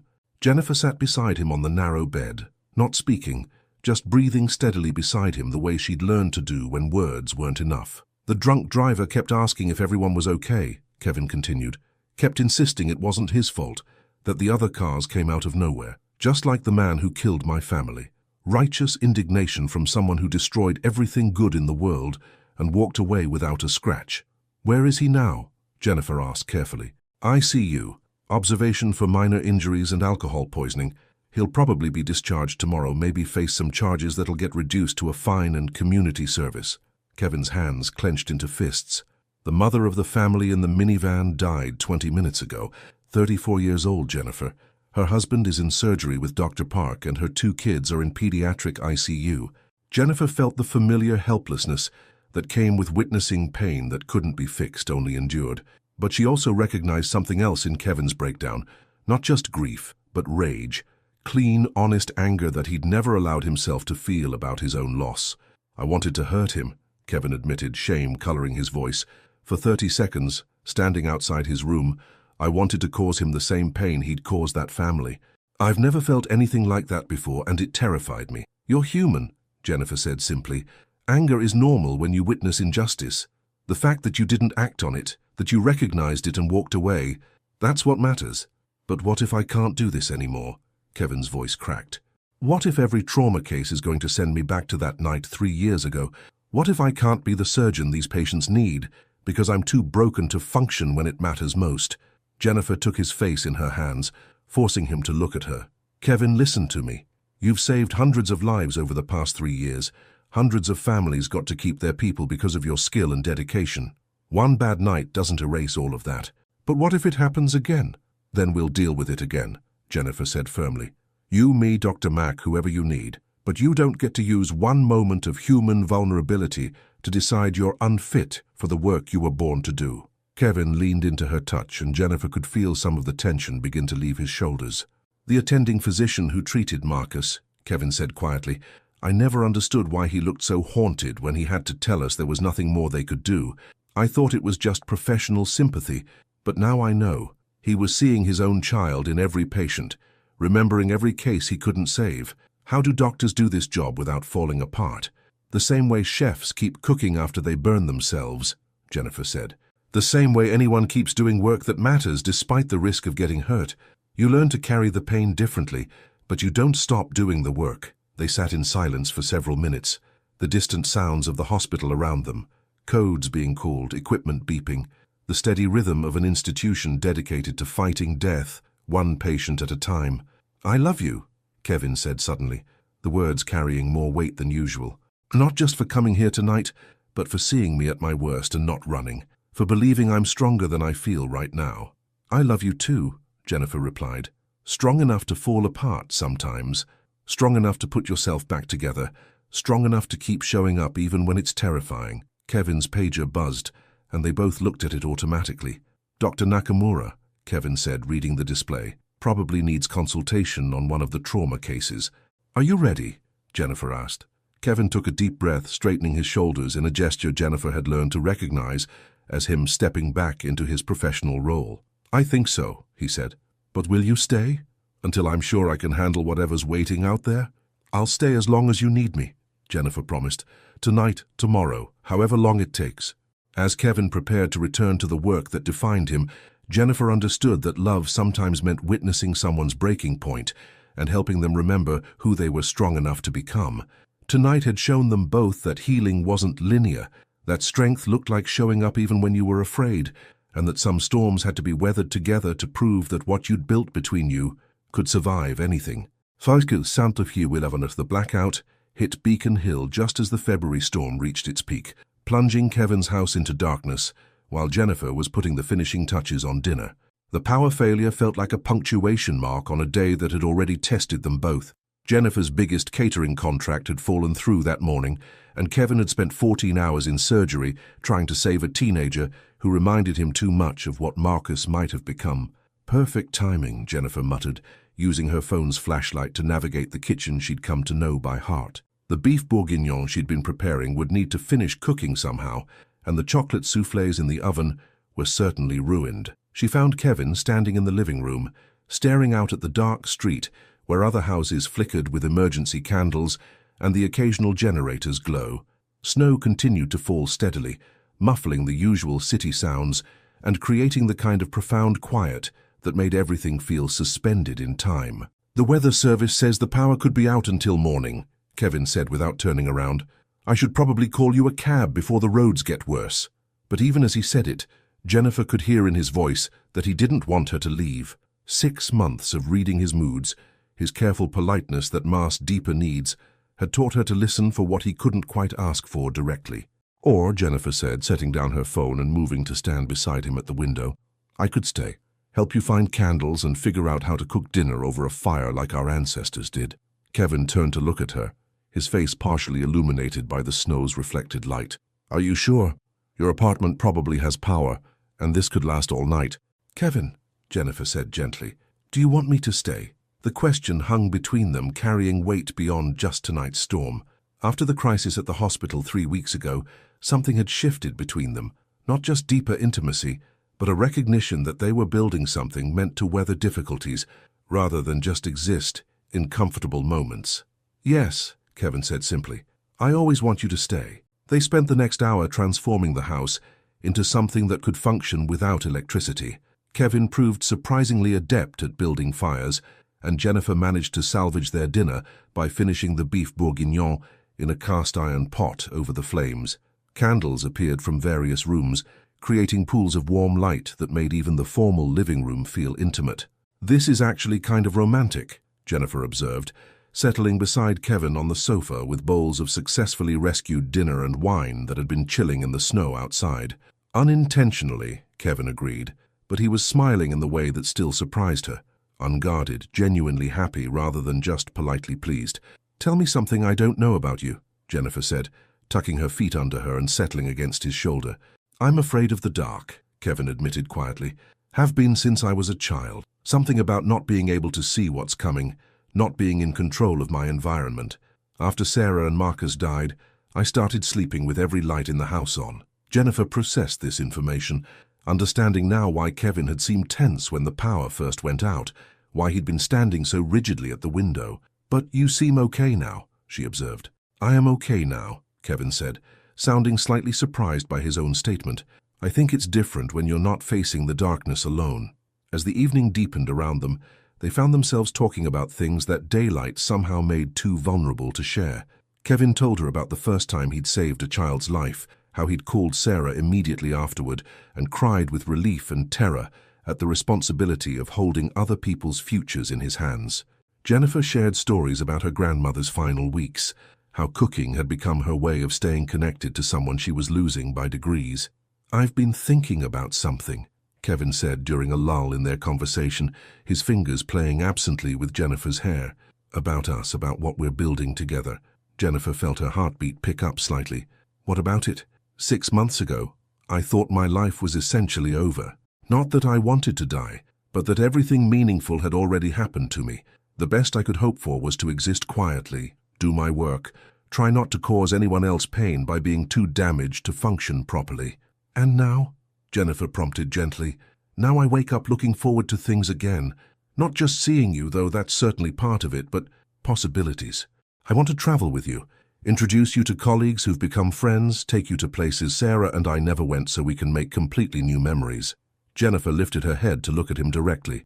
"That sounds like a man who's decided to keep living instead of just surviving." "It sounds like a man who's fallen completely in love," Kevin corrected, his voice carrying the wonder of someone still surprised by his own capacity for happiness. The fire crackled in the fireplace, casting dancing shadows on the walls, as Jennifer absorbed the weight of his words. They'd said, "I love you" before, but this felt different, less like a declaration and more like a recognition of something that had grown too large to contain. "Kevin," Jennifer said, shifting to face him fully, "I need to tell you something too." He waited, his blue-gray eyes reflecting the firelight as she gathered her thoughts. "When I started cooking in your kitchen, I thought I was helping you heal from losing your family, but somewhere along the way, I realized you were helping me heal from losing myself. I'd been so focused on building my business, on proving I could make it as a chef, that I'd forgotten what it felt like to cook for someone who appreciated not just the food, but the love behind it." Kevin's hand found hers, their fingers intertwining with the natural ease of a gesture repeated thousands of times. "These months with you," Jennifer continued, "they've shown me that love doesn't have to be complicated or dramatic to be profound. Sometimes it's just choosing to show up for someone, day after day, meal after meal, until one day you realize you can't imagine your life without them." The storm outside seemed to intensify, wind rattling the windows and snow piling against the glass, but inside their circle of candlelight, everything felt still and perfect. "Jennifer," Kevin said, his voice careful in the way she'd learned meant he was about to say something important. "I want to ask you something, but I need you to know there's no pressure. If you're not ready, or if it feels too soon—" "Ask me," Jennifer interrupted gently. Kevin reached into his pocket and pulled out a small velvet box, his hands trembling slightly as he held it between them. "This isn't Sarah's ring," he said quickly. I would never ask you to wear someone else's symbol of love. This is specifically for you, chosen because it reminded me of your strength and your warmth and the way you've brought color back into my life." Jennifer's breath caught as he opened the box to reveal a beautiful sapphire surrounded by small diamonds, the deep blue stone catching the firelight like captured starlight. "Jennifer Renee Bennett," Kevin said, his voice steadying as he spoke, "will you marry me? Will you help me build a life that honors what we've both lost while celebrating what we've found together?" The proposal hung in the air between them, perfect in its simplicity and honesty. No grand gestures or elaborate speeches, just a man who'd learned to love again asking a woman who'd taught him how to live again to be his partner in all the ordinary, extraordinary moments to come. "Yes," Jennifer whispered, tears streaming down her cheeks. "Yes, Kevin, yes." As he slipped the ring onto her finger, Jennifer realized that some love stories weren't about finding your missing piece, but about discovering that you were already whole and choosing to build something beautiful with someone who was whole too. The lights flickered back on just as Kevin kissed her, the house coming back to life around them, as if celebrating their decision to choose love over fear, hope over grief, the future over the past. But they barely noticed the return of electricity. In the warm glow of the fire they'd built together, surrounded by the evidence of the life they'd been creating one shared meal at a time, Jennifer and Kevin had already found all the light they needed. As 1 year later, the early morning light filtered through the kitchen windows of their Beacon Hill home, not Kevin's house or Jennifer's space, but truly theirs now, as Jennifer hummed softly while preparing breakfast. The kitchen that had once been a sterile showpiece now bore the comfortable signs of daily use. Spice containers with Jennifer's handwritten labels, a coffee maker that actually got used every morning, and photographs held to the refrigerator by magnets from their honeymoon in New Orleans. Kevin appeared in the doorway, already dressed for his morning run along the Charles River, a habit he'd recently resumed after Jennifer had gently suggested that some of his old rituals might be worth reclaiming. His wedding ring caught the morning light, a simple gold band that he wore openly now, Sarah's ring having found its place in a memory box upstairs rather than hidden against his heart.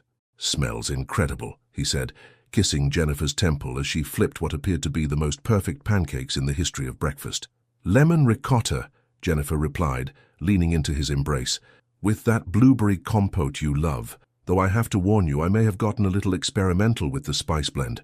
"I trust your experiments," Kevin said, stealing a piece of bacon from the plate beside the stove. "Remember the first time you made me that experimental jerk chicken? I thought I was going to die from the heat, but I couldn't stop eating it." Jennifer laughed, the sound still capable of transforming Kevin's entire expression. "You were so polite about it too. This has interesting complexity, Jennifer. I knew right then that you were either incredibly diplomatic or completely smitten." "Both," Kevin admitted without hesitation. "Definitely both." As they settled at the kitchen island with their breakfast, the morning routine they'd developed over the past year unfolded with comfortable familiarity. Kevin read her highlights from the medical journals he subscribed to. Jennifer shared her plans for the catering events scheduled for the week. But underneath the ordinary conversation, there was something new, an excitement they'd been holding close for the past few days. "So," Jennifer said carefully, cutting her pancakes with more precision than they required, "Dr. Martinez called yesterday with the results of my blood work." Kevin's fork paused halfway to his mouth, his medical training making him immediately alert to any health concerns. "Everything okay?" Jennifer's smile started small and grew until it transformed her entire face. "Everything's perfect. More than perfect, actually." Understanding dawned slowly across Kevin's features, followed by something that looked like wonder mixed with terror. "Jennifer," he breathed. "We're having a baby," she confirmed, her voice soft with awe at the words she was speaking for the first time. 8 weeks along, due in October. Kevin set down his fork and stared at her, processing information that felt too large and precious to be real. They'd talked about children, of course, carefully, hypothetically, acknowledging that while they both wanted to expand their family, the timing and their ages meant there were no guarantees. "A baby," Kevin repeated, as if testing how the words felt in his mouth. "Are you okay?" Jennifer asked, suddenly uncertain. "I know we said we'd keep trying, but now that it's actually happening..." Kevin stood abruptly and crossed to her side of the island, taking her face in his hands, with the gentle precision of someone who understood exactly how precious and fragile life could be.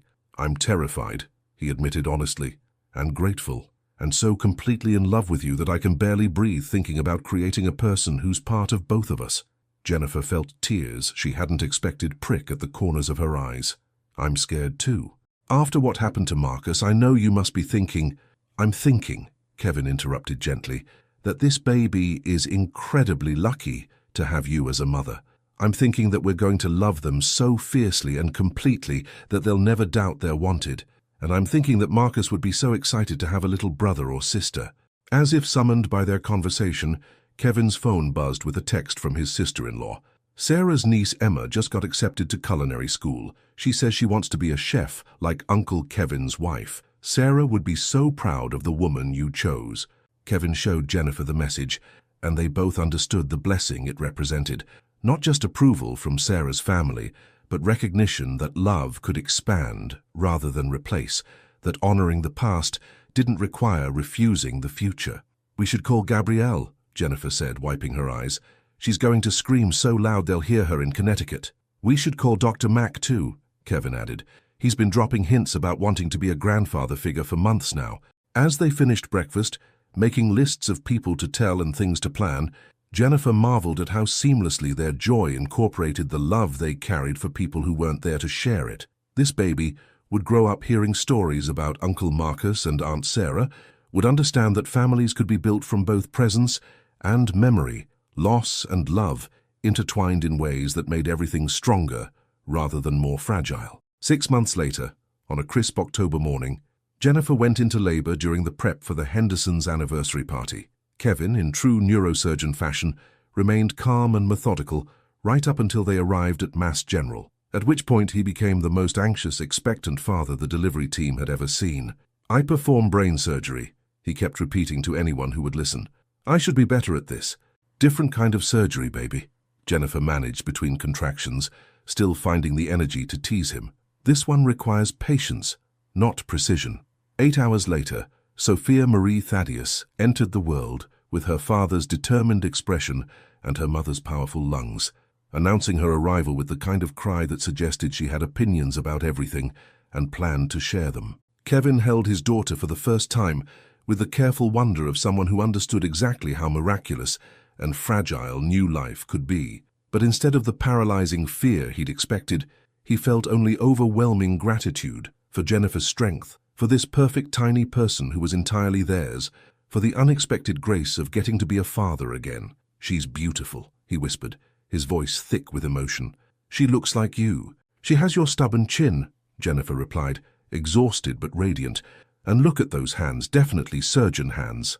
As evening settled around their hospital room, Kevin sat beside Jennifer's bed with Sophia sleeping peacefully in his arms, both of them watching their daughter with the fascination of people who'd witnessed an actual miracle. "Do you think they would have liked her?" Jennifer asked quietly, the "they" needing no explanation. Kevin considered the question seriously, looking down at his daughter's perfect tiny features. Marcus would have been the most devoted big brother in history. He would have taught her about dinosaurs and made sure she always felt protected. And Sarah, Kevin paused, his voice softening. "Sarah would have loved how much she looks like you. She would have said that Sophia got the best of both of us." Jennifer reached over to touch her daughter's tiny fist, marveling at the strength in such small fingers. "I love that she'll grow up in a house where we talk about them, where love doesn't end just because people do." As night fell over Boston, the Charles River reflecting city lights like scattered stars, the Thaddeus family, all three of them, settled into their first evening together. Jennifer dozed fitfully, still recovering from labor. Kevin kept watch over both his girls, occasionally touching Sophia's hand to reassure himself that she was real, that this happiness was something he was allowed to keep. From the window he could see the lights of Beacon Hill, including the warm glow from their kitchen, where tomorrow he would watch Jennifer teach their daughter about the magic of turning simple ingredients into something that tasted like love. The house that had once been a monument to loss had become the foundation for a future none of them could have imagined. Love, Kevin realized, wasn't about replacing what was lost. It was about learning to carry everything, grief and joy, memory and hope, the people who stayed and the people who had to go, in a heart large enough to hold it all without breaking. And as his daughter's tiny fingers curled around his thumb with surprising strength, Kevin understood that some stories end not with the dramatic resolution of all conflicts, but with the quiet recognition that life, in all its complicated beauty, was still worth choosing again and again. Boiskustatars and final message to our viewers. What did this story teach you about the courage it takes to love again after loss? Have you ever found healing in unexpected places, or discovered that the most profound connections sometimes grow from the simplest moments shared? Your participation in our channel is very important to us. Please leave your thoughts and reflections in the comments below. Thank you so much for watching until the end. If you enjoyed this story, don't forget to subscribe to the channel, leave a like and comment your thoughts. Your participation is very important to us. See you next time.